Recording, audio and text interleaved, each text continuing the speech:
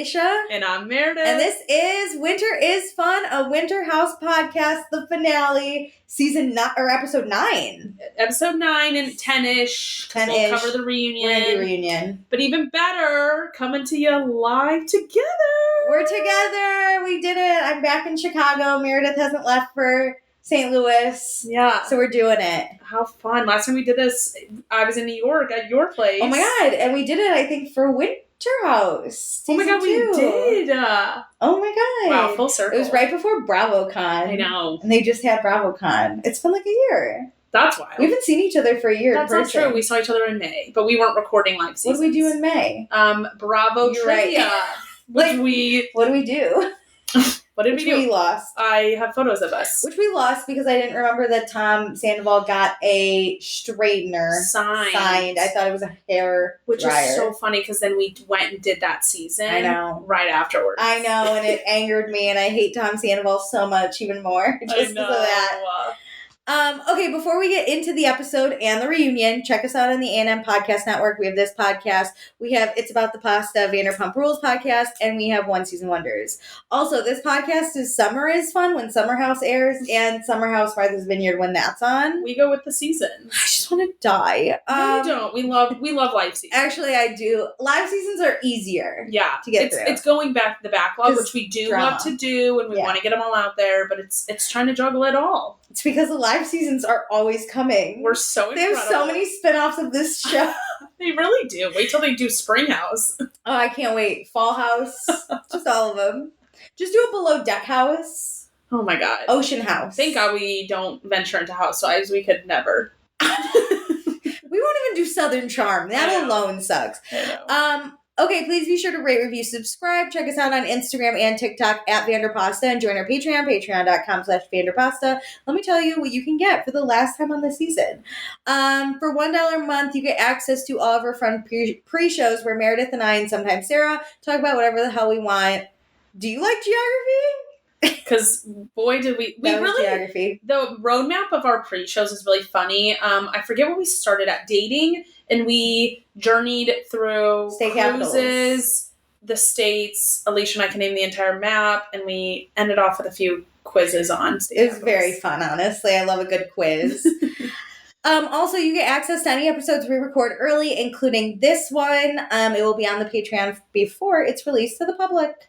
For $2 a month, you get access to everything I just mentioned. Plus, when we go back and we watch old seasons, we will do an after show to keep up with Bravo news as to not give spoilers on the actual podcast. But that's not now because we're in a live season. And we probably will be for a while. Yeah. Also, we'll say your name on the podcast. So, thank you to Chris, Darby, Dee, Gabriella, Jackie, Jamie, Kirsten, Casey, Kelsey, Chrissy, Lauren, Michelle, Sarah L, Sarah R, Tierney, Tonette, Tracy, Allison, Emily, Gina, Isabella, Jennifer, Jessie, Leanne, Lisa, Rio, Robin, Taylor, and Tara. Woo! Oh my God. Look at that list. I never see it actually live on Alicia's I know. computer. I go through. That was amazing, wasn't it? You did really good. Well, they're doing good. I would have nothing to be good if we didn't have any names. That's true. Thank you guys for giving Alicia the moment to shine at reading off a long list. It's all about me in the end, for sure. No, but honestly, thank you. it's so much fun to have Beautiful. a community. That's what it truly is. I know. I love. So then for $5 a month, you get access to everything I just mentioned. Plus, when we do live seasons, I will post in the page, ask for your questions, comments, opinions, concerns, and we will read them on the podcast. Also, I'll pick a patron of the episode. So it's kind of hard because I think with the holidays, people are off. So we didn't get anything for this week. Also, there was a lot of content. Like, when I signed on and saw it was 2 hours, basically. Oh my God, nightmares. I would have avoided it had we not had this podcast. Yeah, true. We didn't know it was going to be 2 fucking hours. I would have waited till Friday first. So, honestly, everyone who gives us $5, since it's a finale, this is for you. We are so appreciative. We love reading your comments. We understand there's a lot of content. We're recording this before the holidays. You might not watch it till after. So, we understand there's a disconnect. Also, for $5 a month patrons, I've asked for your opinions on how to change our Patreon for, what you might want. Yeah. So, thank you to everyone who gave suggestions, which I think was also great. I'm going to read through them and, pick, and we'll see. We'll see what we can do. But I just want to shout you all out because you're an amazing amazing group. Yeah. And also you're helping us steer into something that you would want, which is what we're here for. We're here to give you content that you want. Yeah. Well, it's supposed to be interactive. Yeah, I appreciate it. We get hours per week to just monologue ourselves, so monologue in those comments. We want to make sure you appreciate what we're doing. Yeah. So thank you to all of our patrons. This is for you. Happy holidays to everyone. Yeah, amazing. I'm so sparkly and happy. I know. I don't know what it is. It's probably being together. You know what? And to you. Thank you. You're a great co-host. Oh, you're not going to ship that right back? It's about me, I told you. This episode's actually for me. To Alicia. Sits here quietly. No, and to Meredith. Honestly. I think we're going to move on. Honestly, we both, I wasn't going to say one of us was more dedicated than the other, but I wouldn't have done this, honestly, without you. I agree. You were my only choice for a co-host. I can't imagine doing this with somebody else. By the way, it's our, 4-year podcast anniversary. Oh my God, you're right. Because we did it December, I think, 19th, honestly, of 2019. We did, a tester episode. Whoa. High five. Okay, should we get into the actual episode instead of blushing over each other?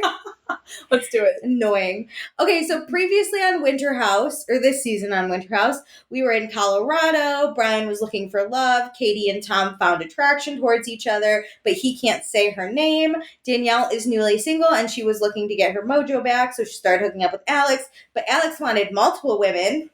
So Danielle told Jordan, who Alex was flirting with, that Jordan had low energy because she has no men. All the girls were into Corey, but he made it very clear he's not exclusive, but he's dating someone. And then his date, Sam, came to visit, and she's threatened by Malia. Dun, dun, so we pick up. It's 10:29 p.m. Pick up with Malia and Sam. They're not in Malia and Katie's bedroom anymore. No. Did you notice that? I don't think they ever were. No, they did walk down there. So this was cut weird because they did walk in there. I don't know. What do I know? But so Sam and Malia are talking. Malia's basically like, I don't have interest in Corey. Sam starts crying because Malia and Corey were all over each other the first day that she was here.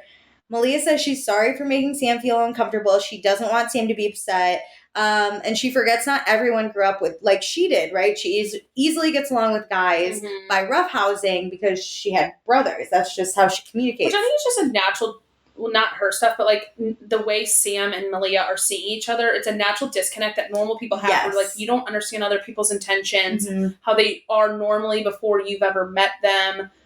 If you didn't know Malia and you didn't know any of this information, you can take it at any way. Yeah, agreed. And how about our perceptions? And I think people with siblings, depending on the siblings you have, are different. I roughhouse with my siblings. I grew up doing that. We don't touch each other. I mean, we only punch each other. No, I know. I'm just saying, we do not have, But yeah, so it's different, right? Yeah. It's, all different, all perception. Yeah. Sam says it's fine because Malia is right. They aren't in a defined relationship, but she's actually now just upset about her situationship with Corey. She says she's not insecure, but she's upset when she walks into a place and she doesn't know about what's happening. And that's hard on its own. That's hard. What level, or if it's friends or someone you're romantically involved in, Corey should have prepared her better. I agree. Him actually telling her nothing. I fully blame Corey. I didn't even think about that, Alicia, while I was watching the episode of it's not Malia or any of the girls' responsibilities to be hey, Sam, this is what happened. No, but Corey went out of his way to truly not tell her and tell her, tell people in the house to not tell her things. Think about the Casey incident. Yeah. It's we'll deal with that later. Yeah. No, let's let her know. Well, that's what Malia says. She goes, honestly, Corey has asked us not to tell you stuff. And so immediately I'm damn it, Malia. But I'm okay, great. So we go back to the party. Schwartz, okay, I guess everyone didn't roast everyone at dinner because Katie's saying that she wished she got a roast from Schwartz. Well, I wonder if people left out their romantic interests. Well, Kyle didn't get a roast from Schwartz either. So was it you picked 3 people to roast? Maybe. Because we can't be here all night? Maybe, that's true. Maybe they drew out of a hat, a few people. Which how uncomfortable. I know if you're not. Or maybe they were assigned people. Like Malia. Maybe that's why Malia got Sam. Maybe production assigned. Because Danielle and Alex roasted each other. Yeah. Yeah. Yeah, that sounds right. Production. Kyle walks around and goes, here's your assignments. Enjoy. I actually kind of love because he is producer at heart. Yeah. So Alex is telling Jordan how he should have roasted her.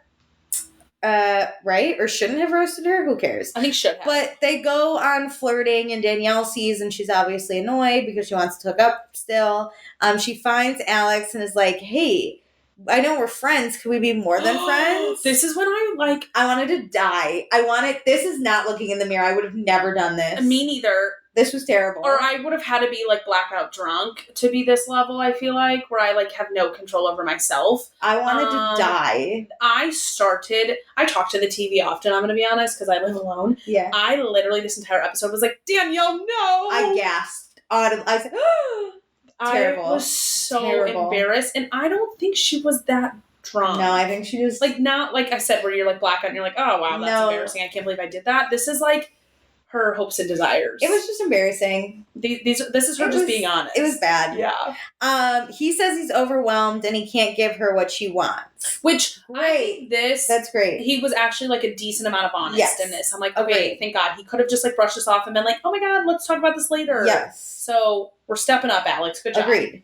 So Jordan tells Schwartz what happened at night skiing with Danielle saying she's low energy because there's no men. Sam and Malia are talking still. Sam is crying because she feels this way. And Malia's like, this is why situationships are hard. Look at you. And Sam admits that she loves Corey, but she won't tell Corey because she doesn't want to admit her feelings. Yeah. Which I was like, I will bottle that shit up, which isn't healthy. Is honest. That's also the bad thing about situationships. They're months into this, and it's you've kind of co-signed this version of a relationship for so long, it's hard to change it. Yes. And I feel like that's the harder part about situationships. Not are they hooking up with someone or not? It's redefining the relationship. Yep. It's bad. It's impossible in my book. But they hug and Malia's like, he really does like you. So. I thought they left that was great. Well. I thought they were friends. Yes, I thought that they were good. Maybe not friends, but no fine. Beef. No beef. Yeah. So Malia goes back to the party. Sam goes to fix her face in her room. I get it. I mean, she was sobbing and she's on TV. So Corey asks Malia if they're good. Malia says, yeah, we are. I told her, you can't, I wouldn't go for you, basically. Yeah. She's like, you can't even spell your first name. Why would I go for you? That was so funny. That's their humor, though. It's, very funny. The more I get away from last episode, time in between, I'm like, I don't find their friendship flirty. But if I picked up that episode and, showed it to someone, people would be like, and I asked, are they flirting? I think most people would say yes. I think if people don't know the context. Malia either, because I watched her on Below Deck, and she's on the deck. So she works with guys, and she was like this. She held her own. She was like this with all the dudes. And I think Corey is that way too, from a guy's perspective. Yes. Mine is the a long-standing relationship with girls or they have similar personalities. But yeah, the way they interact with everyone, or especially people like them, is flirting. Whereas Alex flirts with everyone. I think Corey flirts friendly with specific people. Is Alex openly will be like, you look so hot, you look so great. Corey is just friendly. Yeah. But him and Malia have the same personality. So it just works friend-wise. Yeah. And we saw Corey, he's like that with everyone. And Malia's like that with all the dudes. So Malia gives it back so well, so it looks like they're volleying, flirting flirty, but it's not. Yeah. Also, Malia with girls are very different, and I think you just need to be sometimes. She's very mothering with the women. But she's very rough with the dudes, and that's just her thing. Yeah, that's a good point. So, Amanda goes to check on Sam, who's crying in the bathroom. Which I was shocked to see. I thought she was going to be fine. I know. No, she's sobbing, yeah. And Sam tells Amanda that she loves him, which we're like, oh, no. Malia cracked that wide open somehow, and now Sam can't stop saying it. So Amanda reassures Sam that Corey's been good and he cares about her too. Which he honestly has in a general sense. In a general, he hasn't cheated. He hasn't crossed the line. Yeah. He hasn't crossed the boundary. I think he's not been the most trustworthy or honest. Yeah. But he's never fully he has flirted with that line, but he's licked the line. It opens up questions, I think, which is the hard part. Like all this, like what ifs, and that's where I think she's going to spiral after the fact. Yes. Whereas, he hasn't openly like made out with someone concrete. So you cut back to Corey and Malia, and Malia's like, "Hey, does she know about the Casey stuff?" And Corey's like, "No," and she's like, "Oh, I fucked that one up," which. Yeah, it should be put out in the open, but also Corey made the decision that, like, we're going to talk about this after. I don't want to bring it up in the house. And he didn't, like, sit at a dinner and say that to everyone. He, like, said that just to Casey. That was the problem, because he confronted her in front of everyone, so it's everyone's business. Mm-hmm. I understand him being like, I think it would just be better to deal with after, because he did stick up for Sam, and I think that ended... Casey took it really well. There was no issue to, like, relive. It was handled on camera, so let's then, like, smooth it over. But he should have told everyone, like, Sam and I are going to deal with this after. I want to, like, make sure Sam comes for 2 days and we don't have to deal with drama. Yeah. Or something. Yeah. So we cut to Sam in the bathroom. Casey's here, which is awkward because we just learned that part. But also, Casey and Sam have been getting along. So she joins the comfort. They come out of the bathroom. Sam is so upset that Corey and her are in a situationship. Amanda's like, don't be the cool girl, because that's what I did. And we all know how Kyle was season 1 of Summer House. Making out with Jacqueline and shit, and making Amanda cry all the time, but calling her constantly. We didn't have the word situationship back then. Isn't that so funny? Yeah, it was just like casually dating. Yeah. Or like they were broken up at the time. Yeah, but Amanda tried to be cool girl and it didn't work. She was sad all the time. I know, and he kept calling her to come over. Like, but he never Kyle was worse about it because he actually was actively like making out with other people. Yeah. Yes. So Corey joins the room and Amanda and Casey leave. Sam, in her tears, tells Corey that Malia said it was clear that they were in a situationship, and Corey's like, I never said those words, but we haven't defined anything. And Sam's like, okay, then what are we? Which I thought was bold. And he says... I think she handled this conversation really well, but you don't always get the opportunity to have this conversation when you're in a situation. Agreed. I also need to just say, Corey he's a fuckboy. Yeah, and also, what a dick for whenever, like, oh, so what are we? Why do you have to ask, sir? Why don't you know what you want? Well, she asked, and he goes, we're dating. And I was like, that doesn't... That's not... That's a verb, not a label. No, yeah. Also, he can somehow weasel his way out of anything. Yeah. Because him saying, like, we're dating, it feels like, oh my God. Like, okay, we're dating. Defining it, but then it's like, no, he's not actually. I was like, what a good answer, but also, fuck you. If you were my dude, I'd be pissed. But I want to know how to respond to that if I were Sam. Sam's good. She says this is the first time she's had, to acknowledge that she has strong feelings for him. Mm-hmm. And he's like, I also have strong feelings for you. That's why I didn't hook up with anyone and why, I don't plan to hook up with anyone. And Sam's like, okay, but are you my boyfriend? She asked it 3 times and I was like, yeah, because, okay, so now it's 11:43. She goes, are you? Oh, because she said something like, I've never had to ask someone, if they're my boyfriend, but, are you? And he goes, are we what? And I was like, Jesus Christ, sir. He's trying so his hard to his not time. He's like, put this label on it at this present moment. I don't know if he doesn't want it in general. Or in this moment. But this moment, he clearly doesn't want to. Dude, she's in tears. You gotta get Jesus Christ. So she asks again, are you my boyfriend? And he says, and this is where I'd also get pissed. He goes, technically, I guess, yes. Which, I don't want to hear the words I guess to, are you my boyfriend? Technically. I'd be like, technically. Unless he said, oh my God, I just thought I was. Yeah, I guess technically. I would want someone to be like, I want to be your boyfriend. Yeah. I want you to be my girlfriend. Or even yeah, let's define it. Let's be boyfriend, girlfriend. But not technically, I guess so. That's the thing, is it's Whereas I want you to be so excited or I already thought I don't know how I felt. So all I know is I don't want that. I don't want that. Yeah. So they kiss. They say it felt super high school, but Corey wants to make sure that Sam is happy. He doesn't want to lose her, so he's down to define this relationship. That's it. It feels so high school now. We all make asking each other out feel so fucking weird that then we all get in these situationships and then it's nothing's happening and then it's what am I doing with my life? Technically, I guess, is a very high school relationship. Yeah. Or an answer. If I were to today be like, are you my boyfriend? And a guy was like, yeah, aren't you my girlfriend kind of thing? I'd be like, that was adult. Yes. But if I have to say, I've never had to ask somebody, are you my boyfriend? So are you? And he responds, what? I guess. Technically, yeah. Yeah, it's very cool. I'm avoiding dating for the rest of my life. Yeah, we're done. So, back to the party. Brian smells Alex's hair. Alex says that Brian smells good too. So two good smelling dudes. Oh my God, they're like, yeah, to people who clean themselves. I love a man who smells good. So Brian, they say hygiene. Like hygiene's such a focus. Good hygiene. It's sad that the bar's so low that we're like, oh my God, boys love soap. Boys own soap. I love. Yeah. Danielle and Malia talk. Danielle says she's definitely friend zoned, and Katie's like, me too, bitch. And I was like, I love that Katie can up it a little bit. She's like, no worries. I know, but at least Katie has hope. Danielle has none, and that is kind of soul crushing when things ended and your friend's like, we're in the same boat, and you're like, you're not. Different, bitch. Yeah. So we clean up. Kyle's DJing for the cleanup party. Brian, this is what I believe. I've said this. He says he's been in the friend zone, but he always believes there's a way out, which is how I date. I put you in the friend zone, but then we can grow out of it. Okay, I have 2 friend zones. Do you believe that there's a true friend zone where it's like never?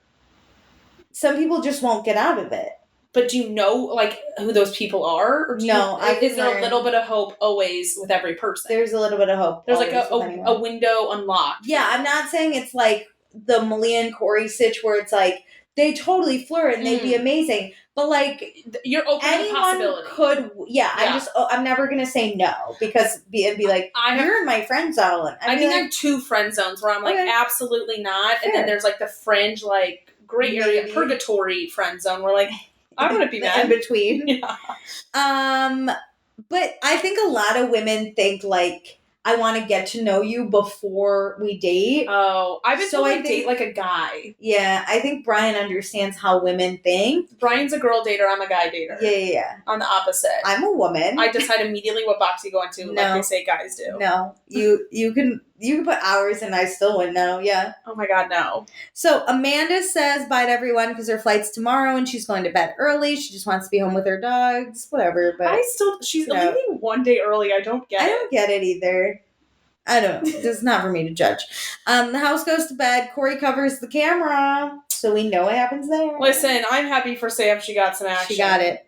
So it's 2:37 a.m. We're partying in Katie and Malia's room.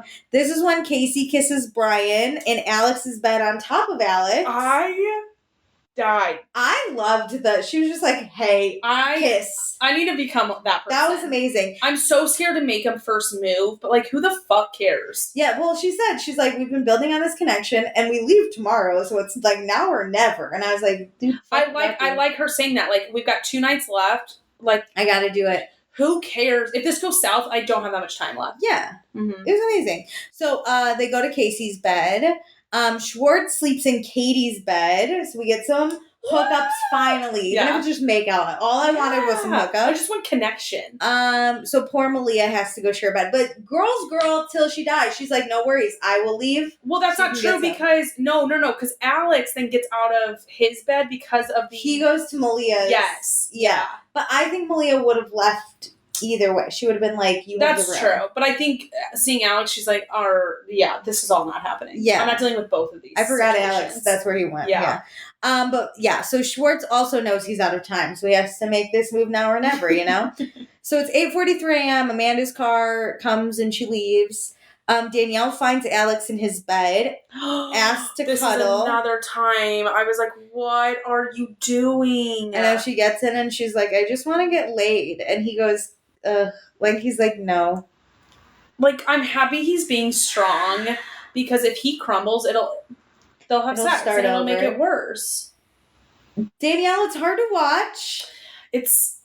I would be handling it differently by just crying to myself. That's the thing. I would be Danielle's emotions. Yes. But I would handle it differently. I would avoid him at all costs. Yes. Because I have no self-control in a way that I would want exactly what she wants. I'd probably look at Amanda and be like, do you think I could get my ticket switched to your place? I gotta go. I would want. Do you want my ticket? I'll take your. I gotta get out of here. I'll take care of your dogs. Yeah. I gotta go. Yeah. But like, I'm glad he realizes that if he says yes to any of this, he's co-signing a situationship, and like that's not what he wants. He's not just like agreeing to like one bang, like having sex one night. Yeah.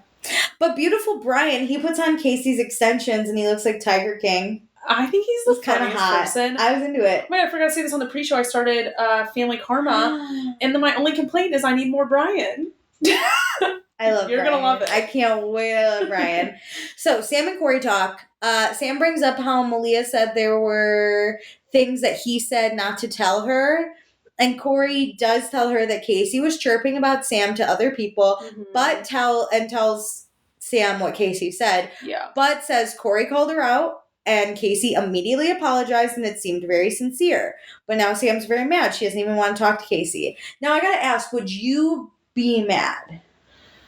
I think after initially learning what happened, because all Malia said to Sam was like of an incident that is being hid from her. Yeah. So it's not like Sam knew about it, then asked Corey and got more details. I think I'd be mad initially. I'd be like, when Corey told you, would you be mad? Yeah. I think if he I'd be upset, if that makes sense. Like, it would just be a rush of emotions of, like, trying to figure out how I feel about it. So I think I'd be upset at the beginning. I don't think I'd be that upset because I just met Casey, so I don't really give a fuck. Well, what would bother me is that, like, she treated me like we were great. So then you're saying this stuff behind my back, but to me, I'd be like, you're two-faced. Like, well, Corey saying that he called her out and apologized, I'd be like, ooh, it's kind of hot you called me out. And I'd be like, okay, did she not mean? I would follow up with, like, so, like, what do you mean she apologized? She apologized for saying it, or did she feel bad? And then he would have had to say, like, no, See, I would be more focused on, like, because she's in Sam's real life, you know? Like, what is she saying outside of just what's on camera, you know? Does that make sense? Like, yeah. What else do I not know about? I don't think I would have said, like, how Sam's like, I don't even want to talk to Casey. I would have made that. I would have been like, I'm just going to go ask Casey about it. I think normal Meredith would bury this and, like, be sad about it internally, but reality TV people, you have to confront things. So, like, I would confront this. Well, I would. I just wouldn't be mad. I'd be like, hey, Casey, like, Corey told me. I want to hear it from you. I would come from the angle of, like, what else are you saying about me? Yeah. Like, what am I missing here? What happened? That's why I would be upset of, like, fuck, what am I about to find out? I don't think I'd be, like, that pissed. But whatever. So, Casey's in the kitchen eating a big slab of meat. Danielle is, like, mortified by this, but I'm like, to me, this makes sense. It's just meat. What's the issue? I think the weird thing to me is I think she eats it cold. Yeah, but there's weirder things. I know, I'm just saying, if there's something to be... It's not the meat eating in the morning. It's go heat it up. It's like bacon or something. I was like, put some eggs in that. Make a little skillet. Yeah, great. So, Kyle can't go skiing today because he has to ship Amanda's wardrobe back. Which, like 20 FedEx boxes. Okay, doesn't FedEx do pickups? Like, this is the last day they have. I think they're in the middle of nowhere. But it sucks that he can't then participate. Because we're losing. Mr. Ski Slopes. Yeah. Like, as Kyle, this is what I don't want out of a relationship. Like, as Kyle, I'd be, like, pissed because my wife shipped her fucking whole wardrobe. Yeah, I'd be like, I don't have to deal with it. And all she did was wear sweat. Yes! Yeah. He called them scrubs, which I thought was hilarious. Sam and Corey enter. They tell everyone they're boyfriend-girlfriend. That's awkward to me. I just didn't care. But then Casey can weirdly pick up on Sam's energy, and she's like, fuck, I think she knows. She knows. I kind of weirdly like Casey in this whole situation. She'd be me. If I had done this and then someone find out, I'd be like, oh no. Casey has really won me over from the first few episodes. Yeah, I really like Casey. Well, she stopped sleeping in the middle of the day. Yeah. She started getting on with Danielle's underwear, butt-ass, butts out, yeah. So it's time to go skiing. Everyone's going except Alex and Danielle, who then make out and have sex in the bathroom. I have no words. Well, Alex says things can't get more complicated. He was doing so good. But the problem is she kept asking. She was like, kiss? And he's like, okay. He kind of backed away, and then he was like, I love a bathroom, like something, like make out or something. Like, I love the bathroom. I was like, damn it. Oh my god. I know, because we know it's just going to be bad. This makes me feel like he's only saying no for the kid. Like, if the show was not happening, because this was surveillance, and like, they thought realize his opinion, the opinion of himself by the public would be negative if he kept, like, fucking with Danielle. Both literally and figuratively. But 'tis fine when it's surveillance and no one's home.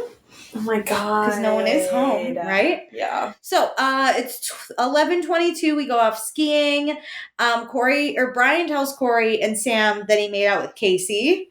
Brian's got game. He's got that long game. I actually think he crushes it. Dude, Brian would win me over in a second. He already has. We've never met him. I'm he already in love has. with him. He could propose tomorrow and I'd be like, yes. I would willingly join his family and I would Same. move in with his parents. Immediately. I can't wait for you to watch Family Karma. The mom? I'm sure I'd love the mom. She's going to buy me clothes. I'm in. I love whatever you want. She has 2 sons, so I'm sure she wants a daughter. I'm going to call my mom to learn how to cook for Brian. I'm happy to have an Indian wedding. Oh, so thrilled about it. I would do it in a second. I would love to learn about the traditions. Like, it just seems so family-oriented. It looks like a party. Everything seems so happy. Bro, I'm in. Everybody say less. Everybody go binge Family Karma so it can get a 4th season. Yeah. So they see a moose. That was actually so funny. That was fun. Mooses? They're very dangerous. I almost said mice.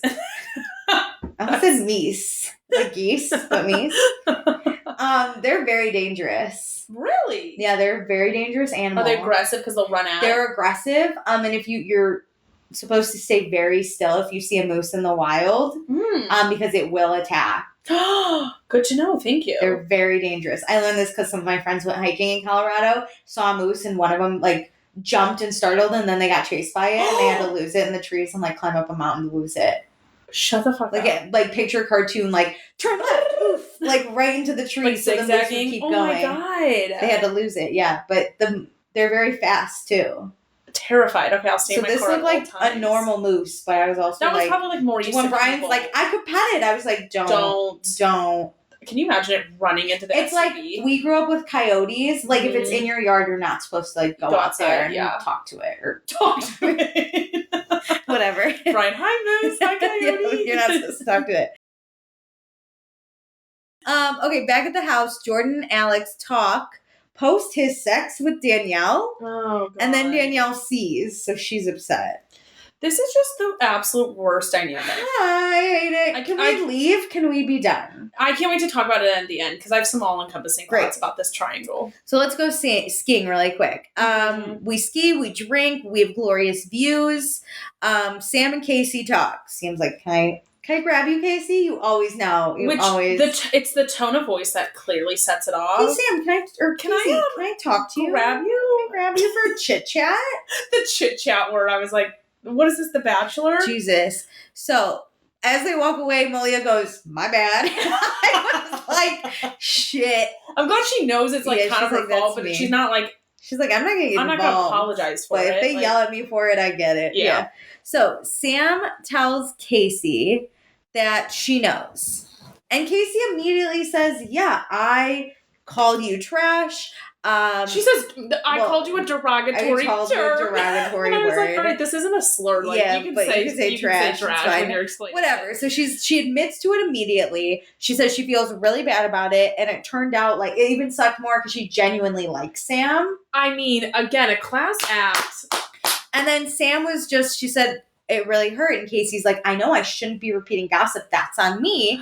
And that's when, because they roll in the same ish circle. Mm-hmm. So Sam's like, who said it? Who gave you the gossip? And they're like, we'll talk about it later. And I was like, is Casey going to throw one of her friends under the bus? I'm so excited. There's no way if Sam asks, she's not going to say who it was. So, but they hug, they're good. And Casey's literally the most mature person on television. She didn't even let Sam be like, or she didn't even say to Sam, oh, I heard it through a friend. She immediately was like, that is on me. She didn't blame it on anyone. She didn't get defensive. Fault. Yeah. She never said, Corey already reamed me for it. She was like, no, I already dealt with this. Why is this being brought up and again? I love, too, when she was like, it's even worse because I really do like you. I'm giving her a compliment.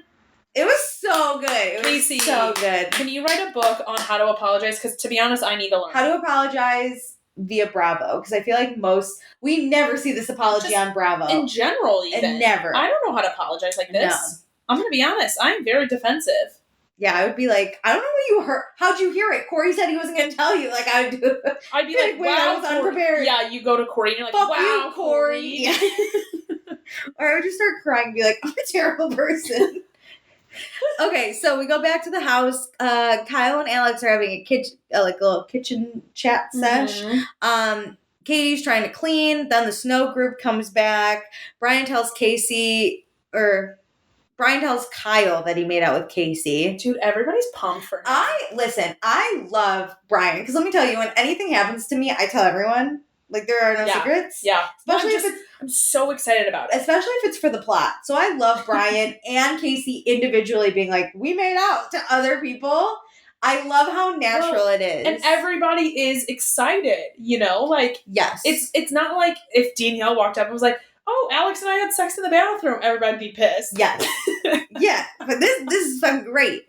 Okay, so they get pizza. They're getting ready to go out. Schwartz is going to make Katie a drink and seduce her a little. And Danielle's like, let me help you set the mood. So she, like clears off snow and puts a little scarf basically over, because it wasn't a full blanket, like a tablecloth-ish thing. So Schwartz goes to grab Katie. They walk out, and Kyle's in the kitchen, and he's like, no one's ever hanging out anymore. And then he sees them, and they're both like, oh, like it was the most awkward moment. Kyle's like, what are you doing? And they're like, we're going outside. And he's like, oh, you're hand in hand, you're arm in arm. This isn't like a group hang. No. He's like, me too. No, never mind. So Schwartz, he feels bad because he's been really difficult. So they cheers to their first date because they're on a date now. Everything Schwartz does makes me great. See, Schwartz on Winter House, I love him. I would fall for him in person, don't get me wrong, but watching him, knowing him, I'd be like, I'm able to separate it. Can't. His problematic stuff doesn't come up on Winter House because it's obviously not that serious and it's only 2 weeks. But I like, he's two different people in my mind. I love that for you. Schwartz on Vanderpump is in the never coming out of it friend zone. Schwartz Winter House, gray area friend zone. Yeah. Can charm his way out of it. So he tells Katie that she's not in the friend zone. Mm-hmm. Kyle watches through the window, which would be me. This is so funny. He's like, oh, cute. Like, you get the camera of him against the window, like, from the front. I'm dying. Do you think outside, then, like, they can see the cameraman shooting Kyle from the outside? I don't know, but I loved it. I thought that was hilarious. That's me. I love creeping on things. Same. I love listening to the wall, to the door. I love trying to figure out what's going on. I would have even just made it so awkward. I probably would have pulled up a chair and just sat there and like drank my drink and like put my ear to the window to try and hear what they're talking about. Open the door and just sit there in the cold and just be like, can you guys talk a little louder? I can't hear. Goes to production, is like, can I get the audio in my ear? Yeah, I would immediately look at production and be like, are they flirting or like what's happening? Like I would talk to the camera, break that fourth wall. Oh my God. What's happening? There was one point I feel like on this show that somebody looked at the camera, or a Bravo show I was watching recently, and they looked at the camera like, can you believe this? I would be doing that all the time. Because those would be the only sane people. I'd be like, and it made sense. Like normally, they don't look at the camera. I would always look. That's why I can't be on one of these shows. I'd be like, it would take me a long time to get over looking at the camera or above to the person. Like I would literally be like, Brian and Casey made out? That's crazy. Like, what do you think? Finally? Yeah. Or when Danielle's fighting, I'd be like, is she going to kill someone? On Family Karma, one of the people had the cameraman taste test. Oh, amazing. Family Karma is the fucking best. They're the best people. And the grandpa was like giving like advice to a producer. Oh my God. You're going to love it. Oh. It's probably just like a wholesome show compared to the rest of these. It is, but they have enough like drama to like make it interesting. But compared to like the jail time that some housewives get and stuff, this is wholesome. It's wholesome drama. Yeah, it's probably like I need to get married. Not liking each other, like normal people. We're trying to get pregnant. This is a Midwest version of a reality show. I love it. Oh, I can't wait. Okay, so Schwartz is gonna take Katie out on a date next week in LA, and he, through dating Katie through the Winter House, is reminded that he's not so bad after all. To which I said I should remind him how he's the worst. Which that's why I was like, oh, this has just been 2 weeks of Schwartz. Like this version of him is not problematic. Like he is working through his like weirdo issues about the name. Like that's fine. I don't fault him for that. But like. He doesn't need to put in a ton of work into. I'm sure in his first 2 weeks he was great with his ex-wife. That's the thing is like, will he have the same issues? Like he's not going to fix his long-term Katie issues, whether it's the name or the the title of the position. I don't think a woman is changing him. I think a therapist could. No, that's the thing. Like, he has put in zero work to actually be a different Schwartz. He just exists. Yeah. So it's 8:46 p.m. Everyone is so happy to hear that Katie's out of the friend zone. Katie, she doesn't see anything serious about this, but she still wants to hang out when they're together. And that's the mindset of casual. Yes. Not slide to me. It's like, if you want, I guess, but like, I'll see you when I see you. But what I'll also give Danielle a little credit is, I think for a lot of women, when you have sex, it changes things. Does. And so Katie Schwartz hasn't had sex. They haven't really been physical. Plus, Katie is more of like a nomadic lifestyle anyways. Yeah, because she's used to that. No roots. Yeah. Okay, so the date that they went on was right in Kyle's pee spot, so that's exciting. Oh my God. And then Casey tells Brian he looks hot tonight. And I was like, I love how casual they are with each other. That's the thing. They're the definition of casual. They are truly the casual. They are the casual. Because it also like spiked really quickly, is hot and heavy, exactly what we want it to be. Just like, hey, you're hot. But there's no feel, like, they don't, like, let's talk about our deep, dark secrets. They're just like, high five in the hallway. There's like a matrix of casual, and Schwartz and Katie are in one version, and Brian and Casey are in the other. The whole other. Very short term, hot and heavy. Gonna be fine. Yes. So we go to the bar. Kyle found a mustache. He's very excited about it. It was so tiny. I know, a tiny mustache. They do a shot of Ruppelmans, which I wanted to die. I didn't know if you'd clocked that. I was like, as soon as they said Ruppelmans, I was like, oh no. Oh no. Who orders that at a bar especially? Not since college. I think the only time I've ever actually taken that is when you're at somebody's like house and you're just like, oh, I found this. I have done it at a college bar, let me tell you. Never in my life. It is, I thought every time I would vom after it. I can't believe you did that in college. We just always did tequila or vodka or Fireball. A bar had like deals. Would have deals. Ugh, gross. But terrible. I would only get one and be like, that was a mistake. Rumplemans? Oh, I wanted to die. Okay, so everyone is going their separate ways after the house. Jordan asks Alex to chit-chat, so they go to the other side of the bar to talk about nothing. Why is that one room where people have serious talks when it's so close to the kitchen? No, they're at the bar. Oh, you're right. Never mind. Oh, no, they fully go, should we chit-chat and just go to the other side of the bar together to talk about literally nothing? Let me tell you the conversation. You're right. I remember this now. I was thinking of the Danielle-Jordan conversation. Different. Yeah, that comes up. So Danielle picks up on it. Great. Here's the thing. No matter what Jordan and Alex do, she's going to be mad. But they are flirting. They are doing it too much. They're flirting, and she doesn't know what they're being said. So, like, I'm just looking at her perspective. But also, I think to separate, immediately you're putting up, like, we're going to talk by ourselves. That's it. It's moment. Like, they make it so separate and so frequent, just them two, that, like, I don't really care what they're talking about because Danielle doesn't know what they're talking about. I mean, I do care what they're talking about, but from Danielle's perspective. You see them standing close, alone in the bar. They purposely walked away. They're smiling. Mm-hmm. I get why she's pissed. Like, Alex, like, touches her in certain ways. Yeah, like, I think she's obviously handling her emotions so wrong, and it's crazy, and, like, she's not casual. But I see why she's upset. But, like, they are openly, like, should we piss off Danielle more, is what it seems like. Thank you. Like, should we separate and go chit-chat? I was worried I was going to be on an island with... I have not seen public opinion on this. We're on the not popular side. Really? Yeah. Like Danielle is the villain of this season. Okay. Which I get. I'm not saying she's not. I'm though saying this is weird. I put this in the boat of the Lindsay Danielle saga, where it's like, Danielle's original starting point is the winning point of view for me of like, fuck them. Like, they're...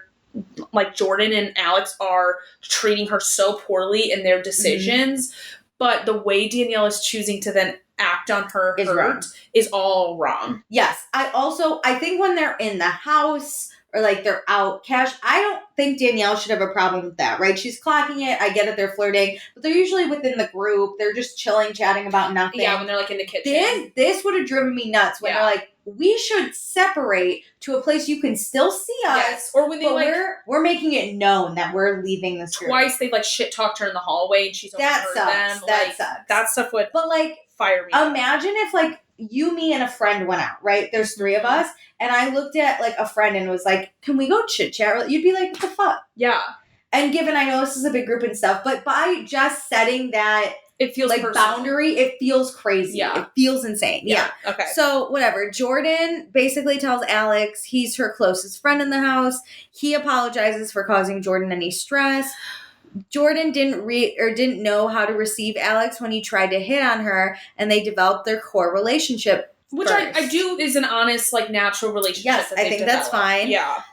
I think there's potential for both of them in the future to maybe something happens. Which, like, but Jordan won't while Danielle's here. Which shows you the nature of how they're interacting. It is, like, flirting, like, legit flirting. Yes. I agree. There is hope for the future. Like, whereas Malia and Corey flirting is just I don't fucking see around. It. And I get, again, we are unpopular opinion on that. Yeah. But I think it's because we both have platonic guys that nothing would happen. Like, guy friends with that the nothing Malia would and Corey happen. thing? Is that what you're saying? Or with Jordan and Alex? Both. Interesting. We are on unpopular opinion for both. But I think with the Malia thing, we have those relationship with guys. Yeah. That, like, would never happen. Yes. And there's been potential, but we've never crossed the line. We just roughhouse.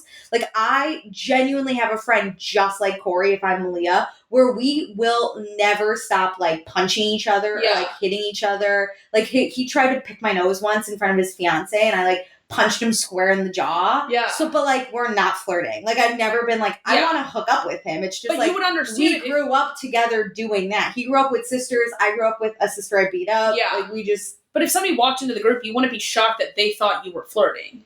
Maybe. Like, you would be like, oh, I see what you're saying, but no, that's not how it also helps his fiance has known us both the whole time we've all known each other. True. But, like, if he got a new girlfriend that didn't know me, I would be like, you would simmer. I get it. Yeah. But also so I understand the Malia thing of, like, this isn't technically your girlfriend and we're just fucking around. Is the public opinion then, like, Malia, there's nothing... Wait, no, with Jordan and Alex, that nothing's happening there? No, it's that Danielle is fucking crazy. And she, like, that Alex and Jordan aren't flirting. No one even cares about if they are not flirting. It's just, like, Danielle's fucking psychotic and the fact that she attacked Jordan and, she's just crazy. Okay. She's just the villain. I just see a situation so holistically. No, I mean, obviously it's not to the scale, but think, like, how... Sandoval couldn't do anything right when Sandoval came out, and he was just villain. That is how people are looking at Danielle. She's just a villain.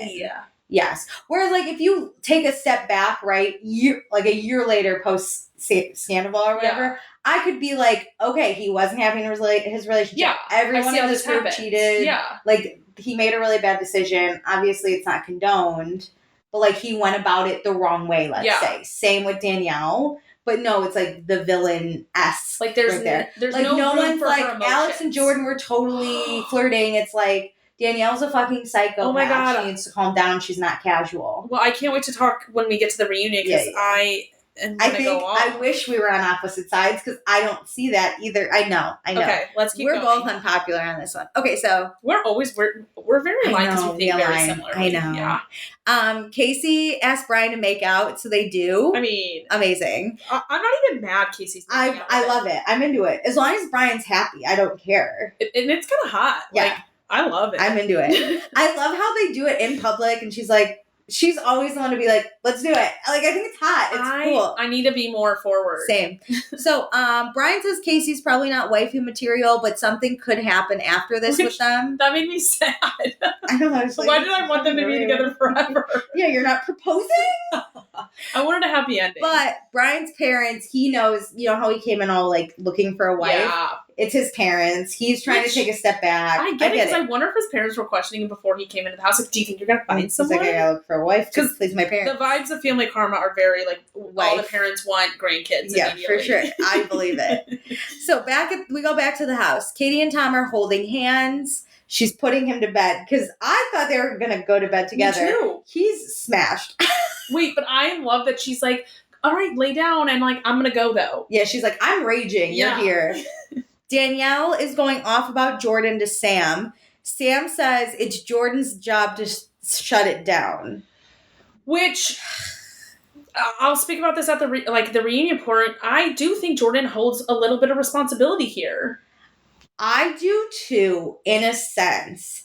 However, I think, now let's put ourselves, we've been in Danielle's shoes. Yeah. In Jordan's shoes, Danielle has attacked her. Danielle's always mad at her. Danielle called her low energy because there's no man. At this point, I'm going to flirt with your man and you're going to fucking deal with it. Yes. However, where I think Jordan's responsibility lied is like days ago in like our timeline, weeks ago in the episodes. It is not Jordan's responsibility. I know we talked about this on the podcast of like, if Danielle is mad at Jordan, Danielle has to bring it to Jordan. Yeah. However, if I see you as a friend, not knowing that you're mad at me, but just, I can tell, like, it is very obvious Danielle is just upset in general. Yeah. Jordan never once did we see, like, sit with Danielle and be like, hey, what's going on? Are you okay? Yes. And, like, what's going on with you and Alex? Like, I thought about this a lot with you because I feel like, I mean, Danielle and Jordan are not I thought about it with you, though, too. Like, if we're in a house and this is happening... I would never flirt. Be this close with someone that you are, like, openly upset with for romantic or reasons. What I would do if we're friends, right? We're friends, number one. Let's say I get along really well with the dude you're hooking up with, like Corey and Malia style, whatever. I would, though, everything that we talked about, like me and this dude, I would probably be like, Meredith, I talked to Corey. Yeah. He's not feeling it anymore, just to give you a heads up. That's what he told me. I think you really, as a girl, back off. Like, don't give him that. Yeah. You would like... Or I'd be like... You would let me inside of, like, what your dynamic is and the conversations you're having, and you wouldn't, at a bar, go off with the boy I used to be hooking up with separately. Unless it's to be like, what's up with you and Meredith? And you would come and tell me what you said. Or if we were somehow really close, I'd be like, oh, he's homesick. I was just talking to him about that. Yeah. But even if not to break the trust, to be like, if we are friends, but I would just tell you the essence, so you don't have to worry. Even if it's like, yo, your boy just punched me in the back of the head like he's a dick. Yeah. Or whatever. I'd let you know. But especially if it's the Alex situation, if you know he's really flirty forward, I don't think you would engage with him in that way then. Not in a flirty way. Like, I would definitely... You're taking selfies in, like, random hallways and you're shit-talking me in a hallway. Like, I just think Jordan is being a bad friend to Danielle on its surface. Yes. And don't get me wrong, Danielle's just being a bitch. Psycho. Yeah. That is unrelated. I think weeks ago, Jordan was a bad friend. Danielle responded to Jordan being a bad friend. And now Jordan, I think, is purposely being a worse friend because she's mad at Danielle. I agree. So, Katie goes to the bathroom, but Casey goes into Katie's bed, unaware that it's Schwartz and not Katie in the bed, I think, because she goes, hey, it's me. And so she, like, gets in. And then we get a full frontal of Sam, which I don't think we've ever gotten. Like, nude. That was so interesting. I think she must have forgotten for... Well, also, I was like, sex last night, though, so, like, she knows. Why did they pick that?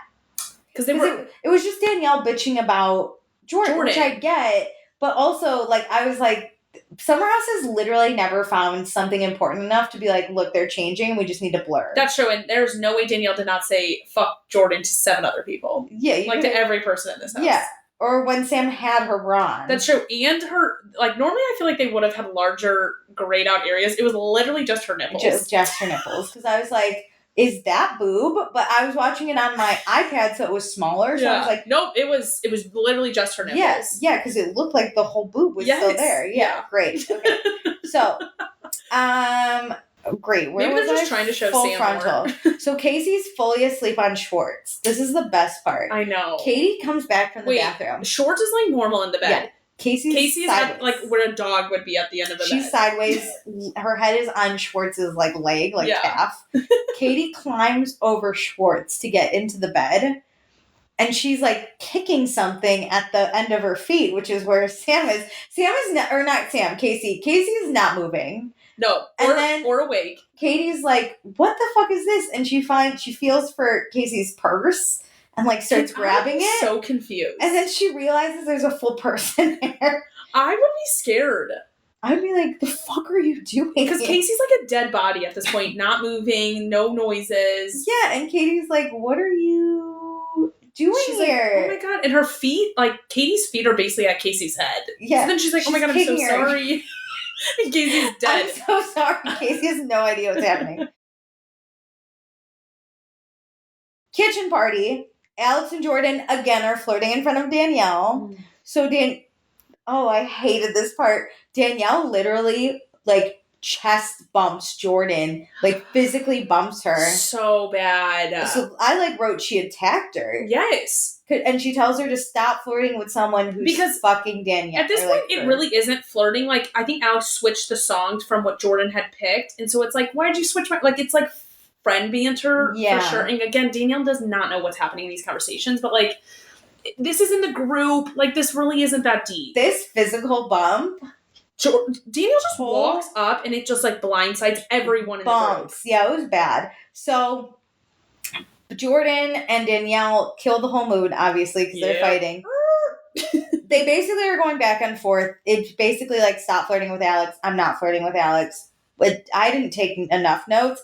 But Danielle keeps going. Like, stop dancing in front of Alex. Stop doing this. You're such... Yeah. And this is, again, where I don't think Jordan is being a good friend to Danielle at points where it's like, I don't think she's explaining, like, what is actually going on between her and Alex. Because... I do think Jordan likes Alex, and she's not willing to say that out loud.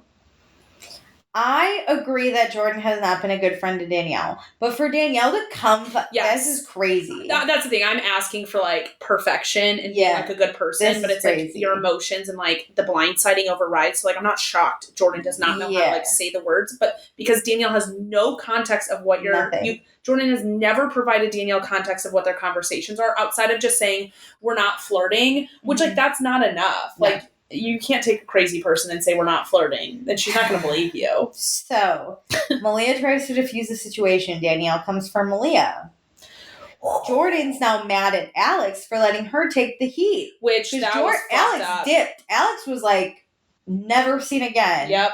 So Malia tells Alex, like, you should go fucking talk to Danielle. And he goes, nope, I'm going to go to sleep. I have a flight tomorrow at 2:39 p.m. I'm going to go to bed. Sleep. Which, like, later we find out everybody's on the same flight. So, like, what the fuck, dude? So everyone goes to bed. Danielle's just crying in her room. Jordan also is crying in her room. Twas not good. Very bad. So... It's 8:38 a.m. Everyone starts to wake up. Brian tells Casey about the physical fight that almost happened. Casey's like, how did I miss this? And he goes, you were asleep in Katie's bed with Schwartz. So funny. And so Alex tells Schwartz Danielle is not being a good lady. Which... I hated that. I don't know why I hated it. So. Sir, I'm sorry, Alex, you are the one person who does not get a comment on Danielle's behavior. Especially leaving Jordan out to... That was crazy. He dipped so hard. Especially because we know Alex likes Jordan. Like, that's how you're going to treat somebody you actually like. He didn't even grab Danielle to be like, come here. Or like, we're going. Try to stop it. He's like, just... We're going to talk. He's trying to, like, be wallpaper. And it's like, none of this is his fault, his responsibility, he has any involvement in... Yeah, so he says he's not trying to be an asshole. It just happens to him. Which is big Schwartz energy, because Schwartz is like, yeah, dude, I get it. Oh, my God. And is this the point where he was in his interview and the producer was like, it just happens does these things just happen to you? And he's like, yeah, I guess. Sir. Terrible. Like, you were the one who has overlap in all of this behavior. Terrible. So the house emerges. Jordan tells Alex she's mad at him. He apologizes, but she's a little just kind of not into it. Everyone starts packing. Danielle wakes up and remembers that she hit a breaking point. And listen, Danielle will always try to repair it. I would hide in my bed and never be seen until the taxi comes. When the taxi comes, I'd be like, I'm sorry, Jordan, I shouldn't have done that. That's all you get out of me. Yeah, I'd be like, I need to really reflect. I'll call you after therapy. I really need to go. But no, she seeks out Jordan. Or she wants to. So she wakes up. She immediately finds Jordan. Danielle doesn't apologize immediately. This is when I go sit literally next to the kitchen and Alex is standing in the kitchen. And I was like, this is awkward. It's awkward because they're in the room. Yeah, that you can just see everything. But also, Danielle didn't immediately apologize. She just is like, why would you look at Alex and dance with him the way you did? Oh my God. This is where I understand the psycho outrage. Yeah, this is crazy. It's not psycho to be outraged by this behavior, sorry. This is where I understand the frustration with Danielle and why they're seeing red with Danielle. Yes. Because I'm like, This was insane. Yeah. Here's the thing Bravo people need to learn. People in general, but especially Bravo. Yeah. If you're apologizing, you get to say nothing about their behavior. There are no buts. There's no nothing. It is truly, you are only saying sorry for your piece. Yep. And that is the only thing you should comment on. Yes. So Jordan says she would have danced with Alex the same as she always does. Which, that is true. She is consistent in the way she acts with Alex. And wishes Danielle would have just said her feelings like a human and not yell at her. Which I get. Danielle attacked her physically. Yes. This is where Danielle apologizes and says her feelings got the best of her. They hugged, so I think it's okay. But then Jordan in her interview is like, I don't really believe Danielle's apology. I don't think it's legit okay. I think this is our last day, so, like, I don't want to put, like, we're not going to ignore each other, but we're not, like, friends. My thing is, though, I don't know. I always feel like I'll never accept an apology if I don't want to. I'll be like, I appreciate your apology, but I'm still mad. I'd be like, I'm still mad. But I get Jordan. She's probably shocked because last night Danielle attacked her physically. I guess the reason why I think they should legit work it out for real and, like, have a real conversation on camera is they both live in New York. They're friends. It's not like you're Schwartz going back to LA and, like, half the script is going to the East Coast. Yeah. You're truly not going to see each other until, like, BravoCon in 9 months. These two will, So Schwartz is so happy Alex was his bestie because he doesn't have Sandoval right now. So he needed a bro. This reminded me how codependent Schwartz is. Yes. And I used to be very codependent with friends. This was terrible. I need to make sure I'm not codependent. I don't want to be Schwartz. This was awful. Okay, Katie walks Schwartz out. He is going to take her on a date. She feels like her side piece is leaving, but now she can spend more time with her life partner, Malia. This is our energy. There it is. I know. Anytime you get a dude, I'm going to be like, yeah, how's that side piece? He's not real. How's the side piece? He's not real, right? You know, that's going to be the next name of the person. Like, the next person I'm like well, it's someone. It'd have to be someone serious that we're like, it's our side piece. But that's gonna be the nickname. You know how every boy needs a nickname. Yeah, the side piece. Tension is still there between Alex and Danielle. Everyone says bye. They're all going to the same airport though, so they're like saying goodbye so we can wrap it up on camera is so funny to me. It's literally like I would bet Kyle, Danielle, and Jordan are all going on the same flight. No, he said they are all on the same flight. Do you think they need to fly somewhere to then connect to their actual flight? I think that's what happened. Yeah, because I think Brian is the only one going to Florida. Alex. Brian and Florida going to Florida. Schwartz, I don't think, is on their flight because they're all going to the East Coast, basically. But then the rest of them, right? All go to who else are we missing? That was the whole group, right? Yeah. Casey goes to New York. Oh, Malia and Katie are going to France. So they probably have to connect through New York at some point. I think they're probably going to Florida first. I think that's where they live. Well, either way. Apartment. Jesus Christ. But, like, I think most of them are on flights together. So they're all like, bye! Corey, Sam, they're all going, like, they're driving to Denver. So, like, they have, like, an hour car ride. That's it. Malia and Katie are going to Denver. I think they all are. Oh, to then catch their flight. Yeah, so it's like we're going to be in the airport together. Hilarious. Let's say goodbye then. Okay, you want to do fun, not fun before we talk really quick about the reunion? This one's hard because I didn't have, like, I feel like the Alex, Jordan, Danielle drama was really not fun and it made it overshadow the really fun stuff. Yeah, well, I'm just sad. I feel like we ended on a bad note. Who's your not fun then? I'm going Alex. I find it all of his responsibility. I'm going Danielle. You can't physically assault someone like that. True. Your friend, if you fucking came for me physically, I'd be so shook. Do you think if Alex and Danielle didn't have sex in the house at that last time, that she would have been so emotionally charged? Charged? No, because he would have kept his distance. Yeah. I think she still would have been pissed, but I don't think she would have done that. Yeah.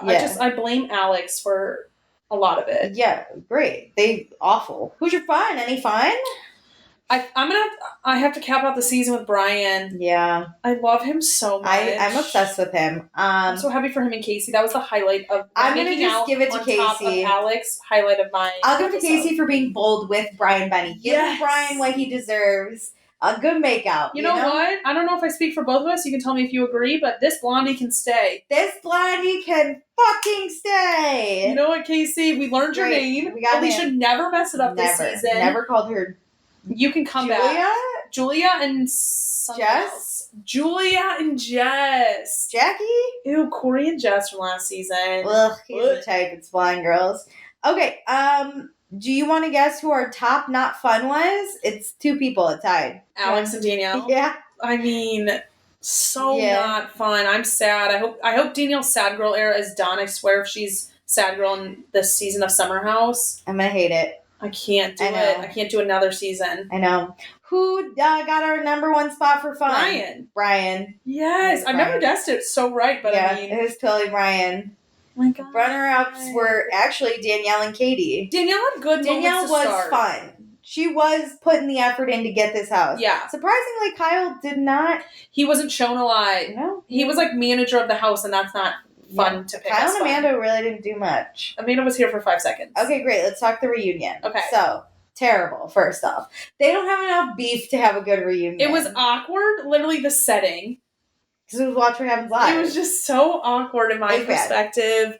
Honestly, I was most interested in hearing about Schwartz having to do a different reunion than Vanderpump. Oh my God, I felt so happy for that was top tier reunion. That was so the good. Vanderpump one. Yeah. It was so good as far as reunions go. This was trash, so I was just waiting for. I felt happy for him to not be stressed sitting in a chair. Weirdly. No, I love seeing him because stressed. I sometimes wonder what their perspectives are like sitting in those chairs. Like I think Southern Charm and Vanderpump are always feisty reunions. Yeah. And even if you're not in the direct fire, you're like, everybody's so charged. I'm kind of scared of everyone. Yeah, this was copacetic. Like, nobody was scared. You shouldn't have coffee before Vanderpump or a drink. No, you don't want to be drunk. Water. You need to be hydrated for that shit. You need to be ready, awake, and aware. So Andy does his hellos. Yeah, Schwartz is very happy to be here. It's Jordan's first reunion, and Malia's remote. She's in France, so that's great. Malia remote, I did not like. I didn't either, but I understand she's a job. Doing a job, yeah. And she had to go pick up the boat, so Katie doesn't have to be there yet. Yes. Because Katie shows up later. Mm-hmm. Malia's like not a captain, but she's like a chief officer or something. Yeah. She's like the next highest. She's got to be there. Mm-hmm. No offense to Katie, but she's the chief stew. She's the indoor. She doesn't need to show up. That's a pink job if we're calling him pink. Plus, I imagine chief stew and like head deckhand or like they're kind of even. But, like, chief officer is a level below captain. The deckhands aren't there because they're not cleaning the outside of the boat on the journey. But, like, when we watch Below Deck, it's, like, the chief stew and, like, the head deck or whatever hand. They're kind of... The bosun. They're even. But then you also... What they don't show is, like, the engineers and the chief officers and the captains. Those are all levels above. So, Malia's, like, kind of a level above Katie at this point. Which is not mean to say. It's how they do it in deck stuff. Just, you're not needed yet. Yeah. So, great. I'm going to do the big points. Yeah. So, for not the Summer House group, this was a very different show. How was it for everyone? Malia and Katie are like, this was a dream because we didn't have to work. Which they have 24/7 surveillance too. So that's, I think, the harder thing for a lot of other shows to get used to. So no working and already used to 24/7 surveillance. Done. Vacay. Yeah, great. Kyle mentions that there was no fights over cleaning because the Below Deck crew was here and the Southern Charm crew was not. Hilarious. It's funny. I wonder if Southern Charm will ever come back. Or other people from Southern Charm would ever come on Winter House. I don't want them. I'd be okay with Olivia. Oh, Olivia's great. Yeah. None of the boys. No. We're done. And I'm honestly done with Paige. No offense to her. I just don't think this is her scene. Yeah. Yeah, the house. If you can't leave for the weekends, I need Paige to go home, do her outfits, and come back. Yeah. Okay. Casey, because she's a professional skier, says Malia was the best down the hills. Corey was fake news. Corey's so offended. But she's diss. I loved it. You're falling everywhere. And Kyle skis like if a grandma had style, which is fair because Kyle's 1,000 years old. Well, Amanda says he's an old school skier, which I don't know what that means, but means something. He's old to people who can ski. And he hasn't been in school for a while. I think it's about the style. I think so too. I don't know how to ski. I don't think I want to. I don't like winter sports. I'm not outside. I'm scared to fall. I'd be fine if it didn't seem like it would hurt so bad. I'm not outside in the winter, so... I'll be outside. I'm all right with that.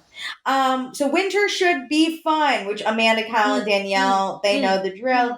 Average sleep for everyone was 4 hours, except Amanda, who got 6 to 8. Which also kind of explains, Danielle's heightened emotions when you don't sleep. She's tired, baby. Yeah, that's crazy. Oh my God, I would have had a meltdown way sooner than her. Agreed. Schwartz joined the Winter House right after Scandival. It was 1 week. Him saying he thought it was 3 weeks. I'm like, you don't know this timeline like we know this timeline. Yeah. Reunion was looming. Schwartz's energy was very weird. Everyone says he came in really defeated. Sandoval was supposed to be there, but Schwartz is happy he had a break, and also the house didn't really want Sandoval there. Katie didn't understand how severe the drama was, and she got like a lot of shit for that. But she says she watched season 10 after Winter House and says now she understands. I don't blame her for not knowing what it was. I don't a week blame. After. I do. First of all, I do not blame the below deck people for not keeping up. Yeah, they are A, working, and B, if they only get so many hours to themselves, they're probably not like, I should catch up on my Bravo. Well, maybe they're not into Bravo either. They're just on it. You know? I also think the Southern or the actually honestly, yeah, Southern Charm and Summer House people are way more connected than the other Bravo universe because they're on the East Coast, especially Summer House. Anybody who comes in for Watch What Happens Live will like make friends with someone on Summer House and they'll hang out and like all this stuff.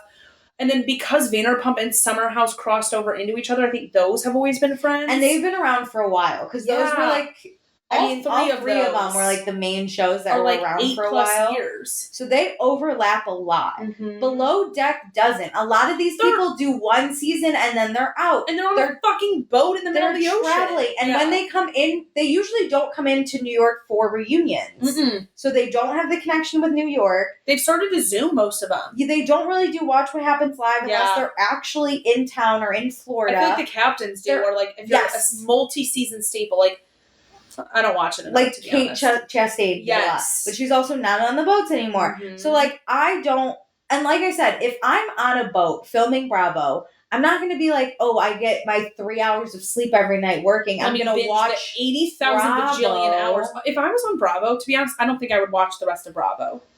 I think it'd be hard. I think I could see like Lala from Vanderpump. She watches a ton of Bravo, but she's also into it. You see people though that come on Watch What Happens Live and are like, I don't even know who that other Bravo celebrity is. And it's like, it's a lot. We don't even watch every Bravo show, and we don't do anything. No offense. We don't do anything. Yeah. Oh God, I can't keep up the whole universe. I couldn't imagine. Oh my God. And plus, you're already required to watch your show, so like we got to keep up with that. I would barely watch my show. I know. Even, I don't think I'd want to know. I only watch the parts with me in it. That's some people do that. I know, and I think they don't know that. That's true. So, Brian can't believe how Kyle can party nonstop. Brian forgets this is Kyle's number one job. Yeah. Is to be this. Kyle and Amanda, they took that pregnancy test. Amanda was surprised that Kyle was a little bummed about it being negative. Schwartz, though, he has baby fever. Oh my God. He just needs to find a new human to have babies with. I'm going to be honest. The way he said that, I just need to find another human. Like, no, that's... Stop. Also, thank God you didn't have babies with your first human. Well, stop calling her first human, as if it's just like a thing he picked up at the store. I know. I just have to go get a different one. It makes me actually more sad that their marriage broke down because if that was such a priority to him, I wish he would have tried to repair or like fix things. You know, like actually been a good husband. Well, listen, he wasn't a good one from the start. So when like he clearly wanted a baby with Katie. Why didn't he do everything in his power to, like, fix the relationship? Because he's trash. I know. It just made me, like, look at that situation and be like, what are you doing? I know. So Alex and Corey being the two main flirts in the house, how'd they feel about Brian calling Malia an ogre? I loved it. I was turned on immediately. I do think Corey's right, though. Like, I think the bar was kind of set low. Brian can only get better. Yes. I think people underestimate him. Yeah. And so then I did. Uh-huh. And so then you're like, wow. Whereas most guys, we set the bar really high for them and are disappointed. This was great. I was in love with Brian the minute he's called Malia an ogre. That was like Brian, episode 1, I think. I know. I was into it. Brian likes Casey because she's fun and quirky. Great. Brian, though, he's getting better at flirting. He was super great at BravoCon. Ashley Darby from The Housewives of Potomac said that Brian shot a shot with her. But also, did Brian and Monica from Salt Lake City? Wait, really quick. Brian said, he goes about Ashley, like, oh, we just, like, had a conversation. I didn't really think I shot my shot. Yeah, I think he was probably just like, you're very beautiful. Yeah, I'm like, why does everything have to be so serious in these housewives? Ashley's a crazy person. But yeah, it seems like there was more flirting and intent with Monica, which I'm like, stay away from that girlie. Yeah, don't do Monica. She's hot, but she's not worth it. Her life is just messy for a lot of different reasons. Agreed. So like Brian, go stay in Florida. Don't do it. Go back to Casey. Anyway, actually, I got a girl right here on this couch for you. Hey. Danielle, Andy says cannot do casual, and she's like, yeah, I can. And I was like, the Dulu. Listen, you can in your mind think you can, but don't say it out loud on this reunion. Save face and just be like, oh, it was a rough one. The Dulu. So we we have to rewatch everything. Oh my God. And Alex said, let's just put it in and see what happens. I'm good if I never hear that again. Also, Andy felt crazy watching Alex do his sloth crawl to Jordan. I hope you saw our TikTok that Sarah created. I know, and then I do too. I thought he was cracking up. But then also we had to relive watching Brian try to kiss Jordan. It was all weird. This whole scene made me uncomfortable. I actually love more now that Brian never really had a conversation with Jordan before he tried to kiss her. Loved that. Yeah, he's like, we didn't see you guys talk. And Brian's like, we didn't. Like, he owns it. He's like, we didn't. I just went in. His was less weird, though. It was just like a drunk lean-in. Yeah, and she's like, oh, no. Alex, we had to watch for 45 minutes crawl across a 2x2 hot He really came in hot to the house. Crawl. Stop. Please don't. Please don't give me those eyes. You know, I can never get in a hot tub again. It's just ruined. I think I could alone. I will never be able to sit in a hot tub with another human being. Even if it's a stranger, I'd be like, I picture you crawl like to me. I pictured you crawling. Even if it's a girlfriend. Yeah, I can't. I would never trust you in a hot tub with me. No. I feel like... No, I would... Not that you would do it, but we would both sit there. We would both think about it. It's like when you walked into my apartment today and we were like, we're not hugging. We can't hug. We hug goodbye only. Like, I would sit in a hot tub with you and be like, nope. No. Like, yeah. No. Put your feet in. That's all we can do. So, Andy asked what it felt like seeing Danielle be interested in Alex, but telling Alex to talk to Jordan. Oh, because remember for a while, Danielle was like, I want to fuck Alex, but he has to figure the thing out with Jordan. Jordan says she was confused by it. Danielle said it was a respect thing because they're under the same roof, and it was a slap in the face to see what they did. The flirting. Which constantly. I think outlines Danielle's expectations of the situation and why she is so mad at Jordan. I fall into this sometimes where my expectations are not spoken. And so I hold these like rules for people in my head that they don't know about and can't meet because they don't know about them. They A, don't know about him, and B, they have a decision to obviously then meet them once they do know. Jordan is not aware that she, in Danielle's mind, should be talking to Danielle about what is going on with Alex and where they're at before she flirts with him. Yeah. But Danielle did that because that's what she would want. Yes. Yeah. It's messy. Anyway, Andy says it was supposed to be a casual thing, Danielle. And Danielle says once the disrespect happens, it's not casual and you're just being an asshole. Which I think Danielle just felt disrespected by it. So she was just mad. 100% just disrespect by Alex, and I think the friend dynamic disrespect from Jordan, the lack of conversation. But also, I hate Danielle doubling down. Like, did she not watch how awkward this was? I know. I don't think she's willing to own her part in it. And that's where I think... That's what I'm, like, the public seems to be getting held up on based on what you told me. Yeah, she can't own any part and be like, I was wrong here. She, like, acts like she's self-aware.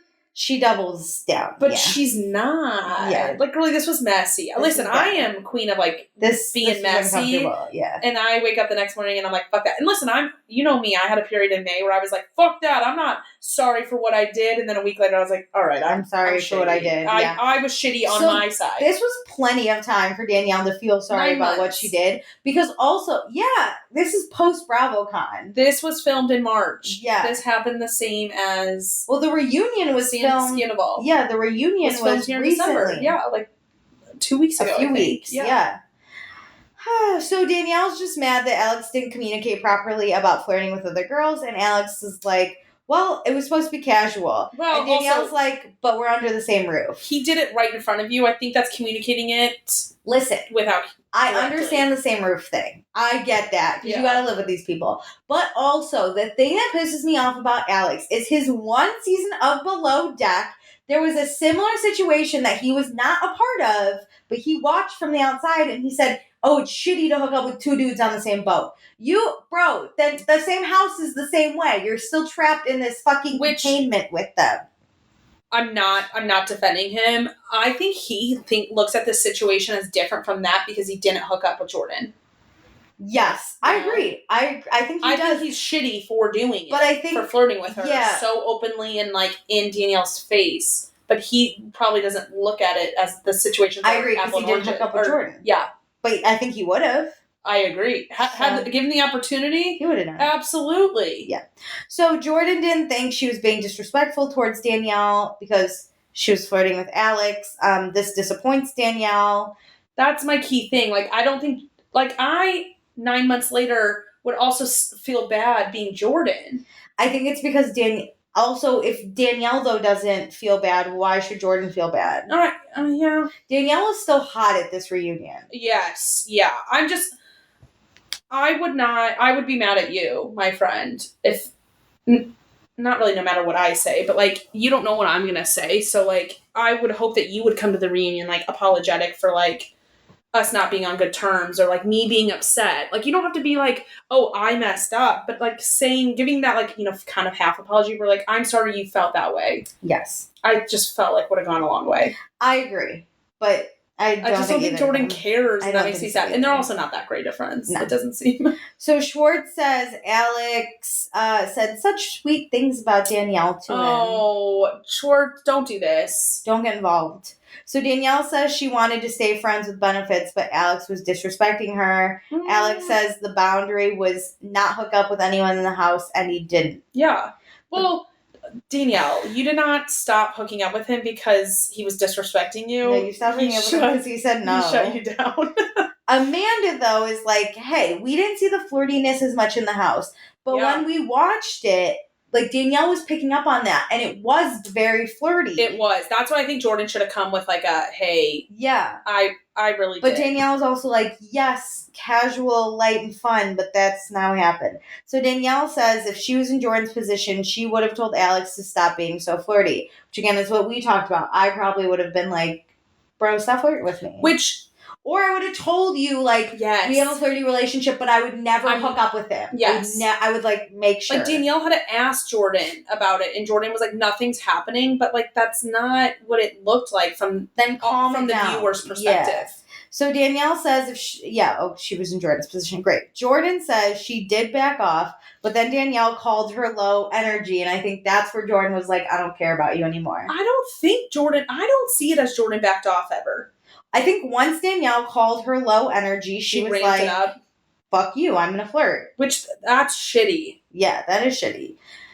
Danielle's like, okay, but who undresses in the middle of, like, the dining room like that? And Jordan's like, Brian was there too. And Brian's like, I don't think Jordan undressing in front of the group was a major sin. I think Danielle's just grasping at straws. Absolutely. So Danielle... She probably wrote notes. Yeah, she's like, these are all the shitty things. So Danielle didn't like what she saw, but at the end of the day, she values her friendship with Jordan over Alex. Great. And then we call Alex an agent of chaos, and he's like, yes. Alex could not fucking care less what Danielle has to say about him, anything about this conversation, this season, he's never anything. Seen any of these people again. Which, like, I'm fine with. I don't care about Alex. I don't either. Okay. And that's not to, like, dismiss him from blame. I just don't.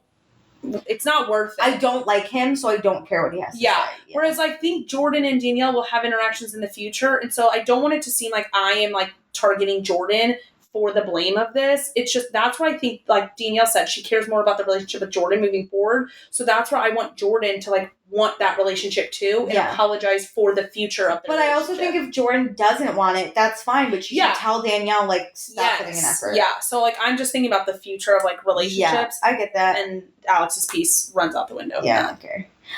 Danielle, again, says she felt super disrespected on the last night, and she didn't like how she acted on it, but her feelings bubbled up. So Andy's like, on a positive note, how is it going with Joke and Joe Bradley? What a good transition. Yeah, great. And she's going to Charleston this weekend, which she already went, and it went swimmingly from what I've seen online. She was like, that's casual. And I was like, okay. It's not. You're going to Charleston to see him. Stop trying to point out that you can do casual. It's making you look weirder. Also, Joke and Joe Bradley is not casual. In the same way that Sam and Corey were not casual, you are in a situationship. Which is totally casual is different. Yes. The situationship is somewhere in the middle. Casual is a you up text. Yeah, and you never speak to them again. But visiting Joke and Joe Bradley and talking to him constantly, and he's mentioning in People how he's so excited for you to come. Yeah. That's not cash. You're taking pictures together at a restaurant? You're dating with no labels. If you take a picture at a restaurant together, that's not casual. Oh my God. Having pictures, you're in a situationship. They're posted in People magazine. Oh my God. Yeah, fuck it. So, great. Jordan has found no one worthy of breaking her celibacy. It's been almost 2 years. She said something about having like a brief intermission. I'm like, that's not 2 years of celibacy then. I don't know what. I mean, unless you got a little handsy and that's it. But like, if you are you having sex or not? That doesn't mean you had 2 years of celibacy. That's like me saying, if I'm an alcoholic and I'm a virgin. I'm an alcoholic and I have 10 years of sobriety because I had 8 drinks in the last 10 years. I'm not 10 years sober. No. Yeah, I agree. But also, who am I to define her celibacy? Her celibacy, though, in like a way up. That I don't care. Again, I don't care. I don't know Jordan enough to care yet. I just hope it isn't the But that's her main storyline. That's what I can't do. It's her only storyline. So let's talk about Schwartz coming after Scandival. He hated the name Katie so much. And Katie and Malia, again, knew nothing about Vanderpump Rules when they showed up. Katie got a lot of shit. Whatever. Schwartz watched Katie's season of Below Deck Med, though. Like, when it aired, but he didn't really get, like, her essence, which I get, again, because we're watching a figure through a TV screen. Yes. And she's working. It's not even like she's out having fun. She's literally I bet Schwartz looks incredible if we followed around with a camera, like, working. At the bar, yeah. Like, where he knew he was going to be filmed. Yeah. So, Schwartz, he has zero game, but weirdly it works for him. Oh, my God. He just needed to get his mojo back, which I don't know if he had mojo to begin with, but... Well, whatever. He got more after this situation. Great. So, the name thing was ridiculous, but Schwartz relates it back to when he kissed Raquel in Mexico. Wait, my favorite is he calls her she. You know, she will not be named. Is that what he said? Or you know who? He's like, I kissed you know who. And I actually appreciate him censoring out her name. I thought it was hilarious, but I'm not gonna. So Schwartz was thinking back to when he kissed Raquel in Mexico and it hurt his ex-wife Katie's feelings. So he was scared that was going to happen again. And this is where Andy is all the viewers and he goes, oh my God, your ex had one rule and it was don't hook up in the what? And Schwartz goes, the friend group. And Andy goes, okay, so like, is this Katie Floody in the friend group? And he goes, no, but she's Bravo. But I thought it would like transfer to her. She's Bravo and stuff. And Andy is like, no, this isn't it, Schwartz. It amazes me, the actual rule that is clear cut, don't hook up with someone in the friend group. He crosses, but then he can't cross these other vague, like, what if this counts? Yeah, what if this angers? But he knew, it's almost like if you lay out the rule, he's going to break it, but then he's going to try to be the good guy and be like, I can't cross the rule. Yeah. When you're not breaking the rule. The undefined, what he is not sure is in the rule, he won't cross. But when it's defined, he will cross it. Also, Katie had to go hang out with Raquel all the fucking time. She never has to see Katie Floody if she never wants to. No, if Schwartz upheld the friend group rule and was worried about the Bravo universe, that would make sense to me. Yeah. But then even weirder, Schwartz tells Katie Floody that his ex-wife, Katie, is very supportive of her. Oh my God. And everyone's like, oh, we love Katie Maloney. And I was like, support? She doesn't give a shit about either of you. Well, support to Schwartz is she doesn't hate Katie Floody. That's it. She doesn't care that they hooked up. Yeah. But at BravoCon, when Andy said, what do you think about Katie and Tom hooking up at Winter House? Katie Maloney said, I don't really think she fucking knows him, but... Well, that she doesn't know, like, she's never watched our show before. Cheers to that. Well, I also think Katie loves a good stage and, like, a quip, so I don't think that had anything to do with Katie. No, but I don't think Katie Maloney is like, I support Katie Floody so much. I hope her and Schwartz are very happy together. Yeah, I get that. I think she's like, I don't give a fuck. I think she's like, not in the friend group. Yeah, I wonder when he did Whereas, that. like, Schwartz is like, that's a green light, she loves you. Yeah, fuck that. Plus, as we all know, Tom Schwartz still has a crush on his ex-wife. Oh my God, when he said he wants babies, he probably wants babies. If she ever said, do you want to get back together, in a second, he wouldn't even question it. I think he really likes the comfortableness that they've had for 12 years. Agreed.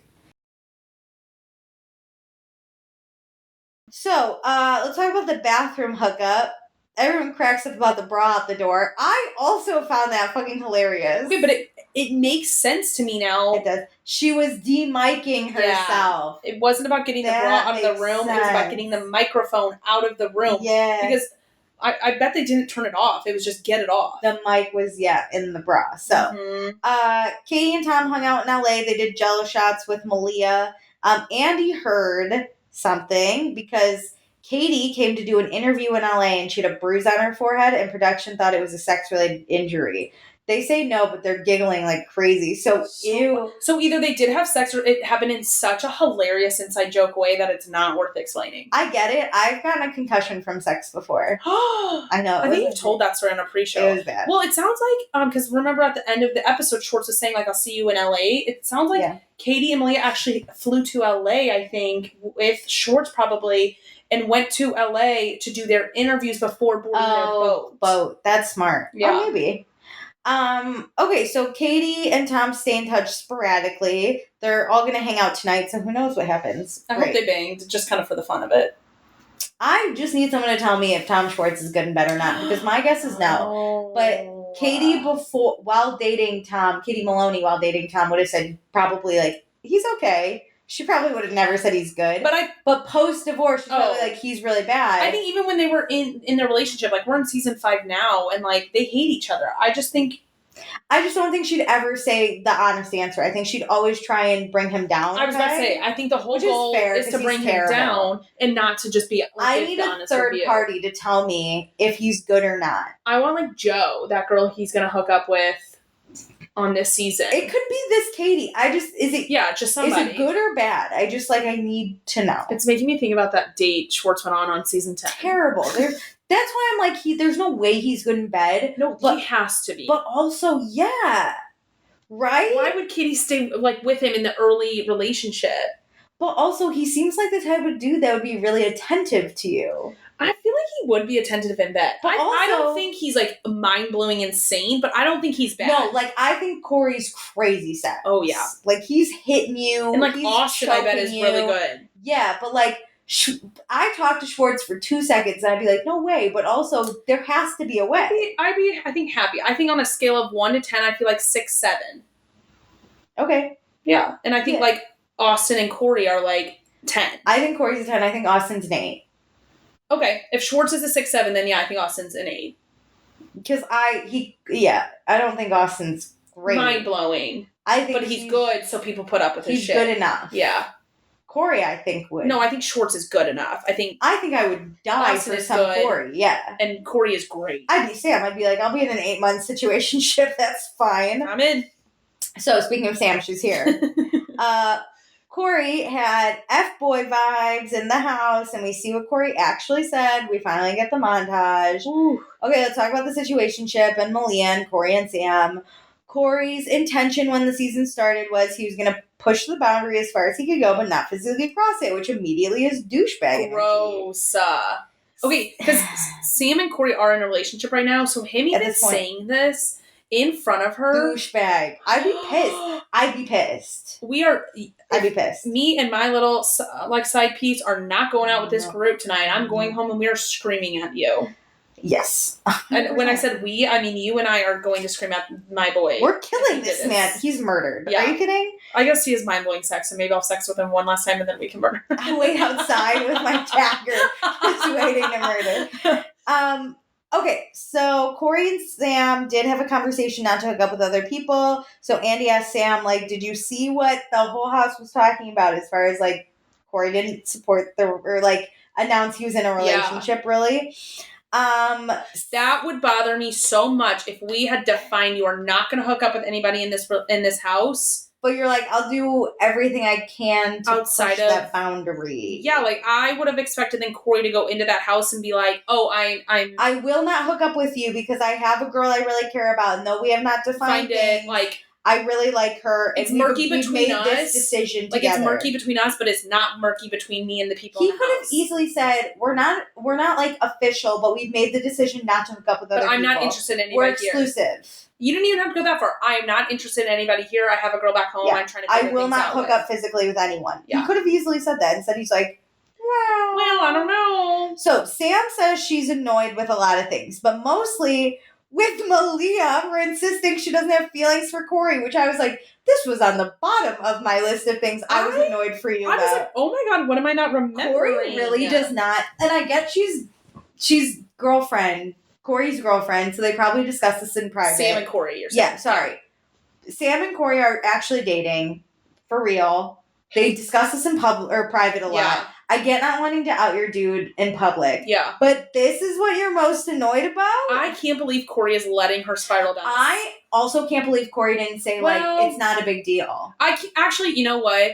I don't think Corey should say any of that because, I think it'll make it look like he does like Malia. He's sticking out for Malia. Yeah. So actually, I understand why he isn't. I don't know if Sam has talked to Amanda and Danielle about it since, but those are the girls who are like, okay, it really wasn't like that. So Malia interrupts and says she didn't have feelings for Corey, and Sam is like, what about saying Corey looks like a good kisser? And I was like, that's not really feeling. I would say Corey does. He looks like a good fucker. Are you kidding? They roll the tapes, and it's Malia and Katie in their interview talking basically hypothetically. About all the dudes. Yeah, being like, oh yeah, I bet he's a good kisser. Oh yeah, I would he's hot. Not saying oh my God, I'm in love with him. I think Corey's a good fucker. So Sam's gonna come for me? He looks like he would just If Malia said those comments in the house to someone, I would be like, I'm on Sam's side. I get that. Because that is an active comment in this situation. What do you think about Corey? He looks like he'd be a good kisser, probably. But it is separate from being in the house, and you are commenting on a situation and a person. You're not actively in the situation. Yes. So then the spitting in Corey's mouth, she's like, is that platonic? Then spit in Kyle's mouth. And Kyle's like, no. I actually died at Kyle going no, I don't. He's like, that's Amanda was like, it. Amanda probably was like, please do. She's like, get him just to choke him or something. I don't care. I'm gonna be honest. If I were Sam and that's my situationship, somebody spitting in my situationship's mouth would bother me. Also, Sam says that's their thing. Yes. But then Corey I don't know. Corey, I get it. It just happened. Yeah. But it wasn't the way Sam and Corey do it is hot. I don't think we need to burn Malia at the stake for it, but I understand why Sam is so sad I get the spitting in the mouth thing because I knew that was their thing, but also I was so caught up that it was so gross that yeah. But again, the way Sam and Corey, remember when he grabbed her throat and that was hot. Yes. This was disgusting. Especially because they literally had to slow it down to show it to us. That's how rapid. It's not in his mouth. It was shot and ricocheted off the back of his throat. I would rather be Katie chugging out of the olive oil bottle than being either party than that. I know. Anyway, so I think Sam is just holding too much onto her feelings of being hurt by Corey and throwing it into this one thing, especially. That does hurt. It's okay that it hurt her, but she's taking it all out on Malia. I think it's also fair that she said she's giving it to Corey. Fine. I think then she needs to kind of be I'm talking to Corey about it. We talk about it all the time, whatever. I think she probably and then she can be Malia, I was just upset. But she doesn't have to actively be as pissed at everyone as she is at Corey, you know? Yeah. And it's okay to be most pissed at Corey. I also think she should have addressed maybe one statement to Corey publicly because I agree, it's not fair to take it out on all these other people. It looks like you're just attacking the women. Yes. Yeah. So Malia says, not everyone wants Corey. That's laughable. And then Corey says, actually, Malia, you totally would have fucked me. Which I was like, Corey, you are adding so many flames. You are deflecting. This is where I'm like, Corey may look like a good fucker, but I could never date this man. He's fully deflecting. It is, but you are also opening up images in Sam's mind of if she wanted it, would this have happened? You're not making it better. No. So Sam is pushing in on Malia liking Corey, and Malia's pushing back, saying no. Danielle does say she thought the behavior was inappropriate, but we all know Danielle was not in a good state of mind. So, Sam is also annoyed that no one gave her a heads up that Jordan was knocking on Corey's door. And I said, Corey should have done that.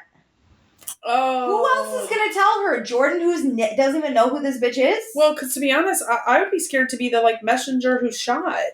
But everyone probably forgot. That happened so long ago. When she goes, I can't believe people didn't tell me about Jordan. I was like, wait, what did Jordan and Corey do? Like, I thought it was just Jordan and Danielle at Also, us. nothing happened. You don't need to be upset about that. You should be thrilled. That is an example of Corey basically choosing you. Also, I hope you better flirt with my boyfriend because that tells me he's hot. All right, I don't want certain don't knock levels. on the door, but yeah, I mean, I would love for you not to knock on the door, not to spit in his thing, but like you can try, and him shutting you down is that's great. hot. That's great.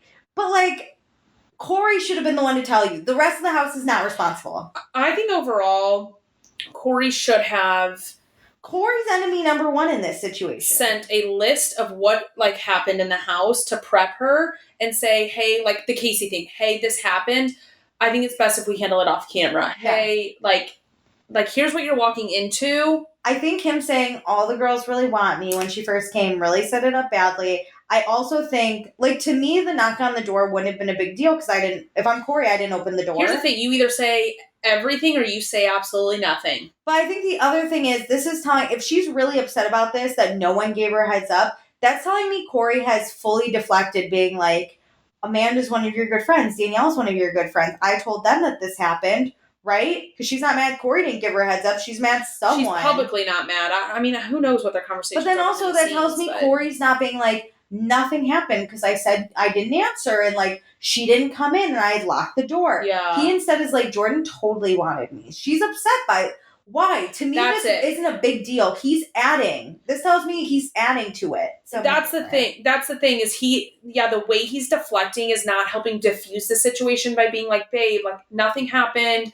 Like I denied Jordan. I know she knocked on the door, but it really wasn't it wasn't a big deal. Like he's not trying to like lower the threat level. He's just trying to lower his own threat level. Yeah, he doesn't care about these women. He doesn't care about Sam even to try and like talk her off the ledge. He's pulling Southern charmy vibes. He's being like, you know what, you should get it all out at the reunion. You know, like I know you're mad, so like hey, I'm sorry. He's probably like being like, oh, I'm sorry, like nothing like that will happen, like we're together now, but like you should air like your complaints. Corey truly infuriated me this reunion because okay, so then with the Jordan thing, she's like, I thought I had the green light. I didn't even fucking know your name. Why would I?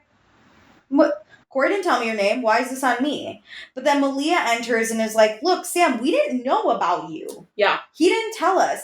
And Malia says, I didn't even really know your name until you got to the house. And Sam, again, is like, I didn't know your name until I saw the blind item. And Malia's like, yeah, that's why you came in hot at me. Yeah.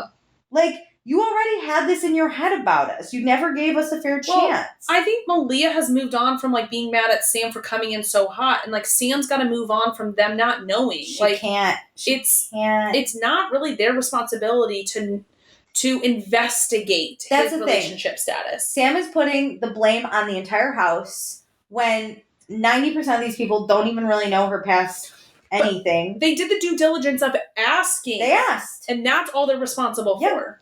Katie interrupts and says, look, we didn't know the extent of your relationship. So, like, why would we change ourselves because you might be something? Yeah. Like, we didn't know.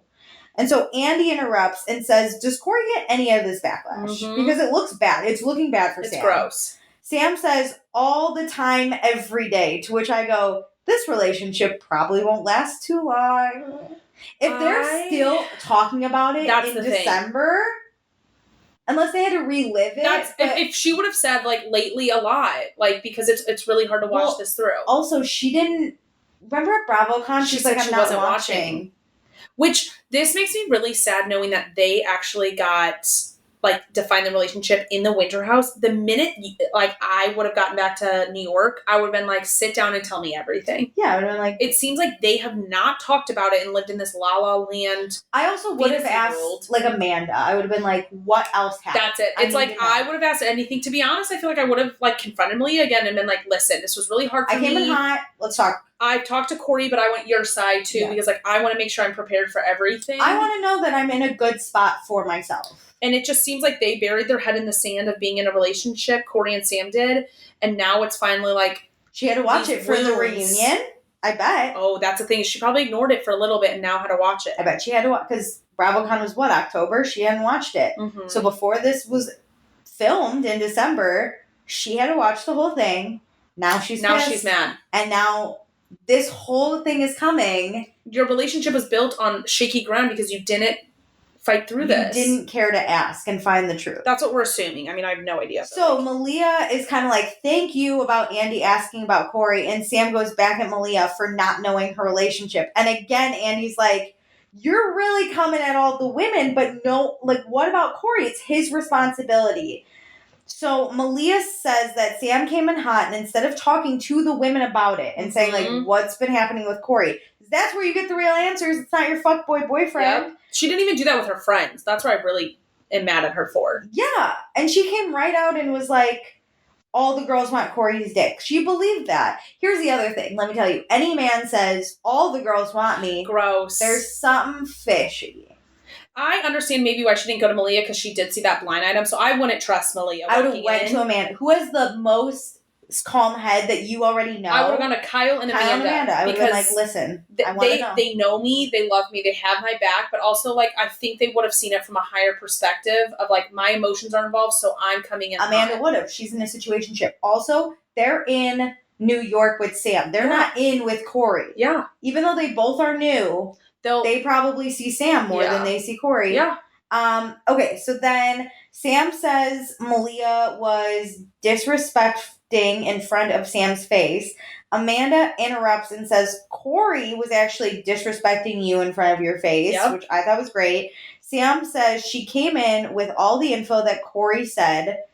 Well, Corey said that they were dating and all these girls still went for him, and that's the info she had. But she can't comprehend that info was wrong. Like, she can't just be like, Corey gave me bad info. To me. Yeah. Yeah, so the girls are literally like, yes, that agreed. That's all the information you had. We understand why you were mad, but you got to get over being mad at us now that you have more information. But then Corey, he's like, I did say we were dating.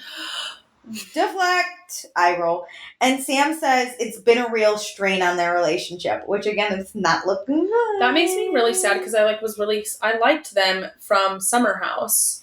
Yes, but I think Corey showed his true colors, specifically at this reunion, and I think Sam deserves better at this point. Yeah. So, Andy asked Corey if he misled the women, and Corey goes, yes, to an extent. I don't know. Like, to be honest, I feel like I would think through this stuff a little more. Like, I would just short answers, yes, clear cut, not, like, be vague. I guess yes. God. Just fucking. So, Sam's upset, again, because her love language is spitting in mouths, so it felt really personal.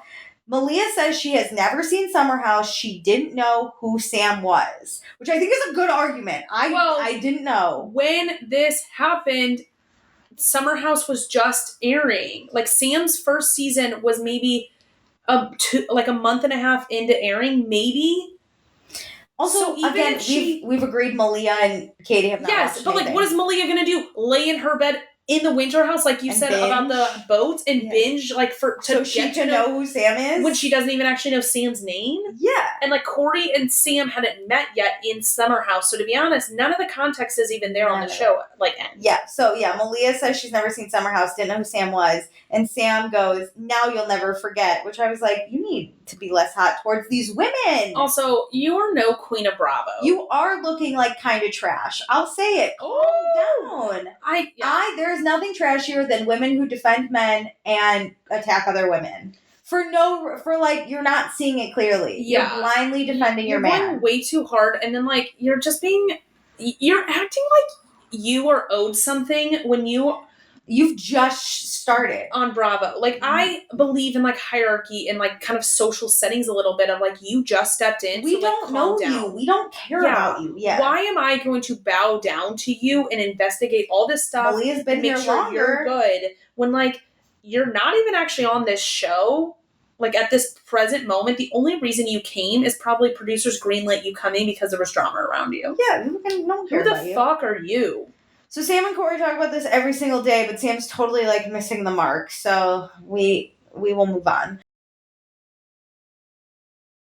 Andy asked Jordan about a different kiss that happened between Malia and Corey that didn't I'm so happy this was asked. Which is what she was crying about.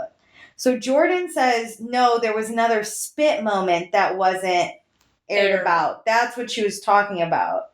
And so there's another spitting in the mouth situation. Disgusting. Corey. Which, like, a second one makes it even less sexy.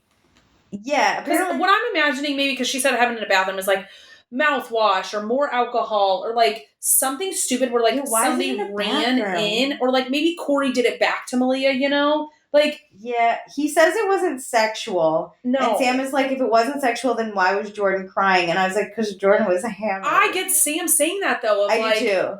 Why? This is clearly a big deal to someone who's like just has an interest in you. Who's there? Of course, like I'm going to be even more upset as someone who has been in a situationship with you for 8 months. But that is again for Corey to manage. Yes, again, Corey is at fault. Yeah. So Jordan says it wasn't about Corey. She had never done like a house like this. She was the only Black woman, the only person from her season. Her season hadn't even aired, so she didn't know anyone. She felt really connected to Malia, and in that moment, she felt set up by Malia because Malia kept saying, "Shoot your shot with Corey."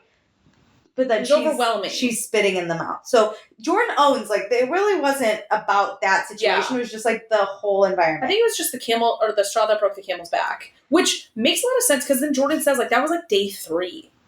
Yeah, she was also like, I don't know anyone. I don't think I could ever do... I could maybe do the summer house version where you have, like, a week away. But it seems like such a pressure cooker to do winter house. Yes. Especially when you aren't in Bravo, right? Malia and Katie came in together. Schwartz has done Bravo for a while. Amanda, Kyle, and Danielle are season pros at this point. Like, even Alex and Brian, who, like, they come in kind of as friends together. Alex has been surveyed for a long time. Yeah. Surveillance, whatever. He doesn't have a surveillance... Oh, wait. Alex does. Alex does, yeah. And I don't think Alex gives a shit, y'all. But then, you put Jordan. She's new. She hasn't even at this point been to BravoCon to meet these people.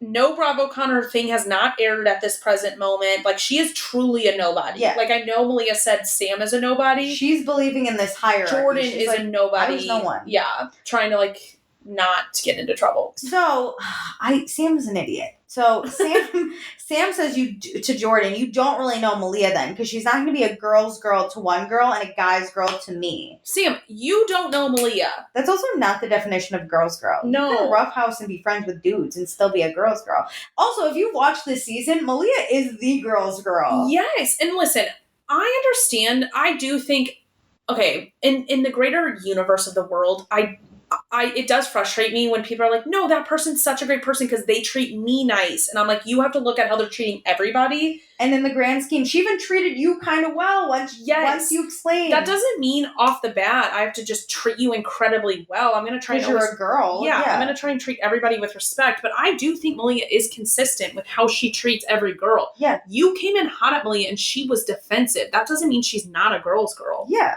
Like, I like Katie stepping in and saying, like, you don't know her, or, like, you don't actually get it. Like, she is. Katie says, like, she turns in her seat, and she's like, excuse me, Sam, Malia will always have your back and is a girl's girl, and she's one of the baddest, strongest bitches I've ever known. And everyone agrees. So Jordan also says it happened in the first 3 days.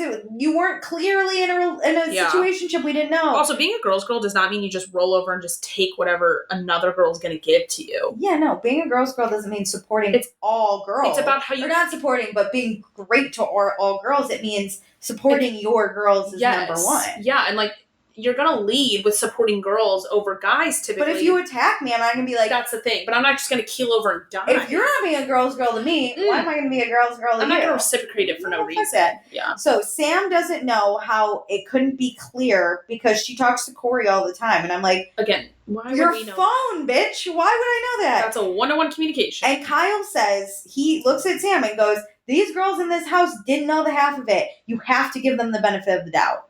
Which I was like, finally. You know, Corey should have said something like that. Jesus Christ. Corey's the problem, but at this point, Corey is sending Sam those Polaroid pictures every day. So she is sitting at home, like, receiving, like, his love, quote unquote, because he's sending these photos, he's touching base with her, and, like, she thinks everything's great. And then, like, she comes to this house and finds out, like, it's the complete opposite. Yeah. And, like, that's so shocking. But again, she is not seeing the two-facedness of Corey. Agreed. And she, like, kind of refuses to publicly acknowledge it. Yes, I'm understanding Sam's perspective more and more and more. That doesn't make this right, similar to the Danielle situation. But, like, I feel for Sam and her heartbreak over this. Yes. But she's not stepping back and realizing where the true problem is. It's Corey. Yeah. He's such a fuck. Okay, so switch to Schwartz because he lives in a world where guys fuck up all the time. How does he feel about this? We make it like that's okay. Every time we say comments like this. He says he admired how Corey handled things with the Casey shit. Haha, remember? And I was like, what a deflection that is. The way those guys, the Vanderpump guys, honestly, Southern Charm too, have their backs. Well, they do it in such a suave way where they build each other up with like the littlest of things to distract us from like the horror. Corey handled the Casey thing perfect. I was like, that's not even one of her problems at this point. But that's not what we're talking about. Casey she immediately, this segment lasts 2 minutes because Casey says she felt really terrible in the moment watching it. She felt terrible. She apologizes to Sam again, doesn't think that of Sam. She says it's never okay to make someone feel that way. Everyone claps. Andy gives a standing ovation, and he wants Casey to teach the housewives how to apologize. Third apology on this subject, and again, impressive. So I'm so glad Schwartz deflected. Great. So Andy asks if Casey had never said anything bad about Sam, would Corey have spoken up about his relationship? Because that was the first time we heard Corey care about Sam. We got it like more defined and the girls understood. So Corey says it was just weird to define the relationship in front of everyone. And Corey hates doing what someone tells him to do. So if someone says define your relationship, he won't do that. And Sam goes, yeah, but I should be more than that to you. I'm happy she finally is like pushing back on him. I'm so happy she said that to him. And he's like, no, you are. Yeah, that's what I meant. But that's words. And in your actions, you're not showing her that she matters. So Sam says she has a tolerance for being treated like a second option, which is very sad. She should go to therapy to learn how to be. I think we have an epidemic of that, though. Yeah. So Malia wanted to help Sam once she understood the situation more, right? Once Sam broke down. Yeah. So Sam says none of them had stake in the relationship, in this investment like she did. And she felt like everyone was disrespecting it. And Amanda, again, is like, look, it could have been worse. I think Amanda's trying to lighten it. She goes, at least he wasn't making out with people in front of you. And she, like, looks at Kyle, and Kyle's like, who would do that? That's crazy. Well, that's true. Like, I mean, how mad Sam is, you would think that he made out with those girls. I think it's the disrespect, though. I agree, and I think she doesn't know where to put the anger. I this is what leads me to believe they have not talked about it since they left the winter house. Yes. And so she binged it in New York and now had to film this reunion. And it's hot and heavy. And all they've done is do calls about it or something. So Andy's like, in a weird way, this situation helped you define your relationship. And Sam says, before the trip, it was easy to be with Corey. And now it's a choice every day to forgive him and not be in her head and not read things online. And this is, again, where I said this relationship is not gonna work. That made me so sad because you're never going to forget this. It's like we say, you either have to forgive and move on in this relationship or you have to break up. It's like the cheating thing because he didn't cheat, but he did what cheating is, disrespecting and a lack of trust. Lack of trust. You're disrespecting your partner's relation or their feelings, and you're not taking responsibility for what you did. And we always say, if you want to stay in that relationship, that is fine, but you cannot relive it. Look at Sandoval and Kristen, right? And look at Katie and Schwartz. And when that happens, when trust is broken, something's got to change to A, rebuild the trust, and B, like make sure it won't happen again. So what is changing? And just slapping a label of boyfriend, girlfriend off is not going to change how the dynamic of the relationship. Like Amanda's always been really good at like, we're just going to move on. We're just going to move on because you're my person. Lindsay Hubbard, not good at it. No. She cannot forget. Kristen Doty cannot forget. I wouldn't be able to forget. And like I don't either, so I'd have to get out of the relationship. And I don't want the reason we started our relationship because you fucked up. Yeah. That wouldn't make me feel good. So, Sam just wants to move forward, and Danielle's like, yeah, Winter House should be fun. So Malia apologizes for her part and says she wishes she could have met Sam outside of court. And I love that. So mature. So I would be livid at Sam still. But do you believe this? Mature. Everybody showing up to a reunion should probably be like expect of themselves to say one apology. Yes, everyone. Like, just do it. I would make a list of things I should apologize for. To be prepped on like I think Casey did a great job. She's like, I know what I'm apologizing for. Jordan didn't apologize. Sam hasn't apologized. Corey doesn't really. Barely apologize. Danielle does not count as an apology. Like, and then Brian is perfect. So like he did nothing wrong, and he should have gotten more apologies. And Amanda and Kyle were barely on the show. Corey talking So, about? like, we did not get a lot of apologies. No.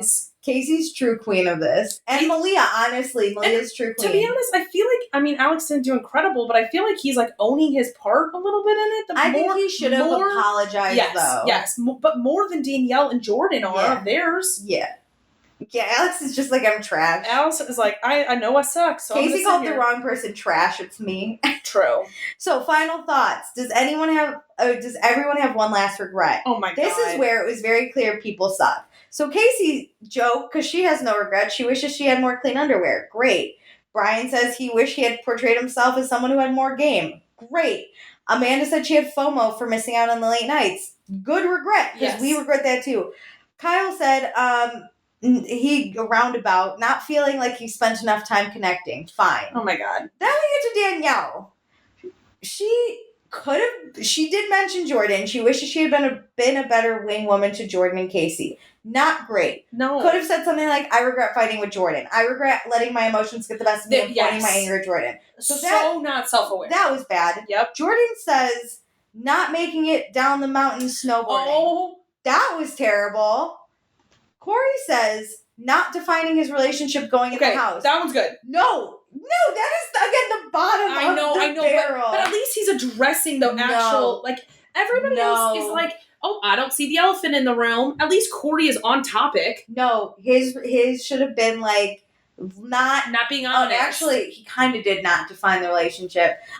When I first read this and watched it, I thought, like, to Sam not defining it, but I think he meant to the house not defining it. I think it just in both senses. Like, he is on topic at least, though. Do you agree with me? That's a fine one, then. Alex says coming in too hot. Fine-ish. Katie says not being cool, calm, and collected when it comes to her dating life, which I thought she was.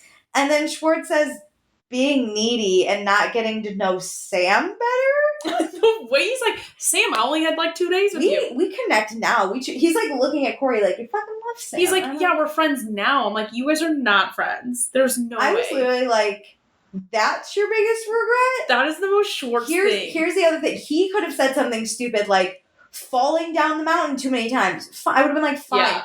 This was so left field. Again, not self-aware because he's not assessing what his biggest regret is. He's like, the last topic was Sam. I regret not spending more time with her. This was like worse than Danielle and Jordan. 100%. Great. So, is this winter house issue put to bed with Sam? Corey says, time heals most wounds. Yeah, right. Because Sam was gone, by the way. So just need to get past this. But the internet rehashes it. Also, your friends and family watching this show and making comments. And I was like, that's where Sam's friends and family are going, no, no. I'd be like, this trash bag? This is the douchebag you're dating. Because people also, it's going to about to get worse this week and next week because people's lives are slowing down. So people are about to binge this 9 episode, 10 with the reunion and be like, woof. And it will not go away for her. And that's why every day she is waking up saying, do I want to be in this relationship? Too, because Summer House is coming, it's going to rehash all these things. Oh my God. Do you think that, well, I guess we'll see if this is like, has been a problem for a while or if they lived in a delusion land. That'll tell us. Yeah, but as Summer House is airing, right, people are going to be like, I don't believe this relationship anymore. So she, in real time, is again going to people are going to be commenting on her posts. Yep. Like, yeah, you're right. Her friends and family, again, are going to be like, he was lying to you this whole time in Summer House. If he does anything this summer, he's not, because they made it through. I'm just saying, like, if he says even one shitty comment, I'm out. People are gonna roast him. I'm already out on Corey. No, I agree. I'm just saying it's gonna, like... He still looks like a good fucker, but I'm out. It'd be like hate sex. I'm in for one bang and I'm out. It'd be like I'd be like, you're a fucking douchebag. We're gonna hook up and now we're done. But, like, throw me against this wall and then I'm leaving. Fuck you. And then lose my number. I'm stealing your wallet while I'm on my way out. Okay, we did it. The finale, season finale. We did it. And reunion. Amazing. And reunion. I love Winter House, I'm going to be honest. It was a good season. I think we need to bring more people of different shows. Me too. Truthfully, Amanda and Kyle, I don't think this is your domain. I'm going with Kyle because I think we need a ringleader. Amanda needs friends. She can't. I think Amanda just needs to be like, this isn't my show. Kyle, go. I'll have 2 weeks alone. You go do your thing. I think Danielle needs a break from reality. Because you know what else I thought about? she was single during Summer House. That's why I'm nervous. Before Joke and Joe Bradley. I'm nervous. And Lindsay's planning her wedding. Oh. Summer House is about to be so painful. What? Yeah. Well, this is the end of a season. Anything else before we close? No. Oh, join us for the live seasons. We'll be back in January for Vanderpump. February, most likely for Summer House. It never ends. Yeah. Well, forget what you heard and remember where you heard it first. Woo!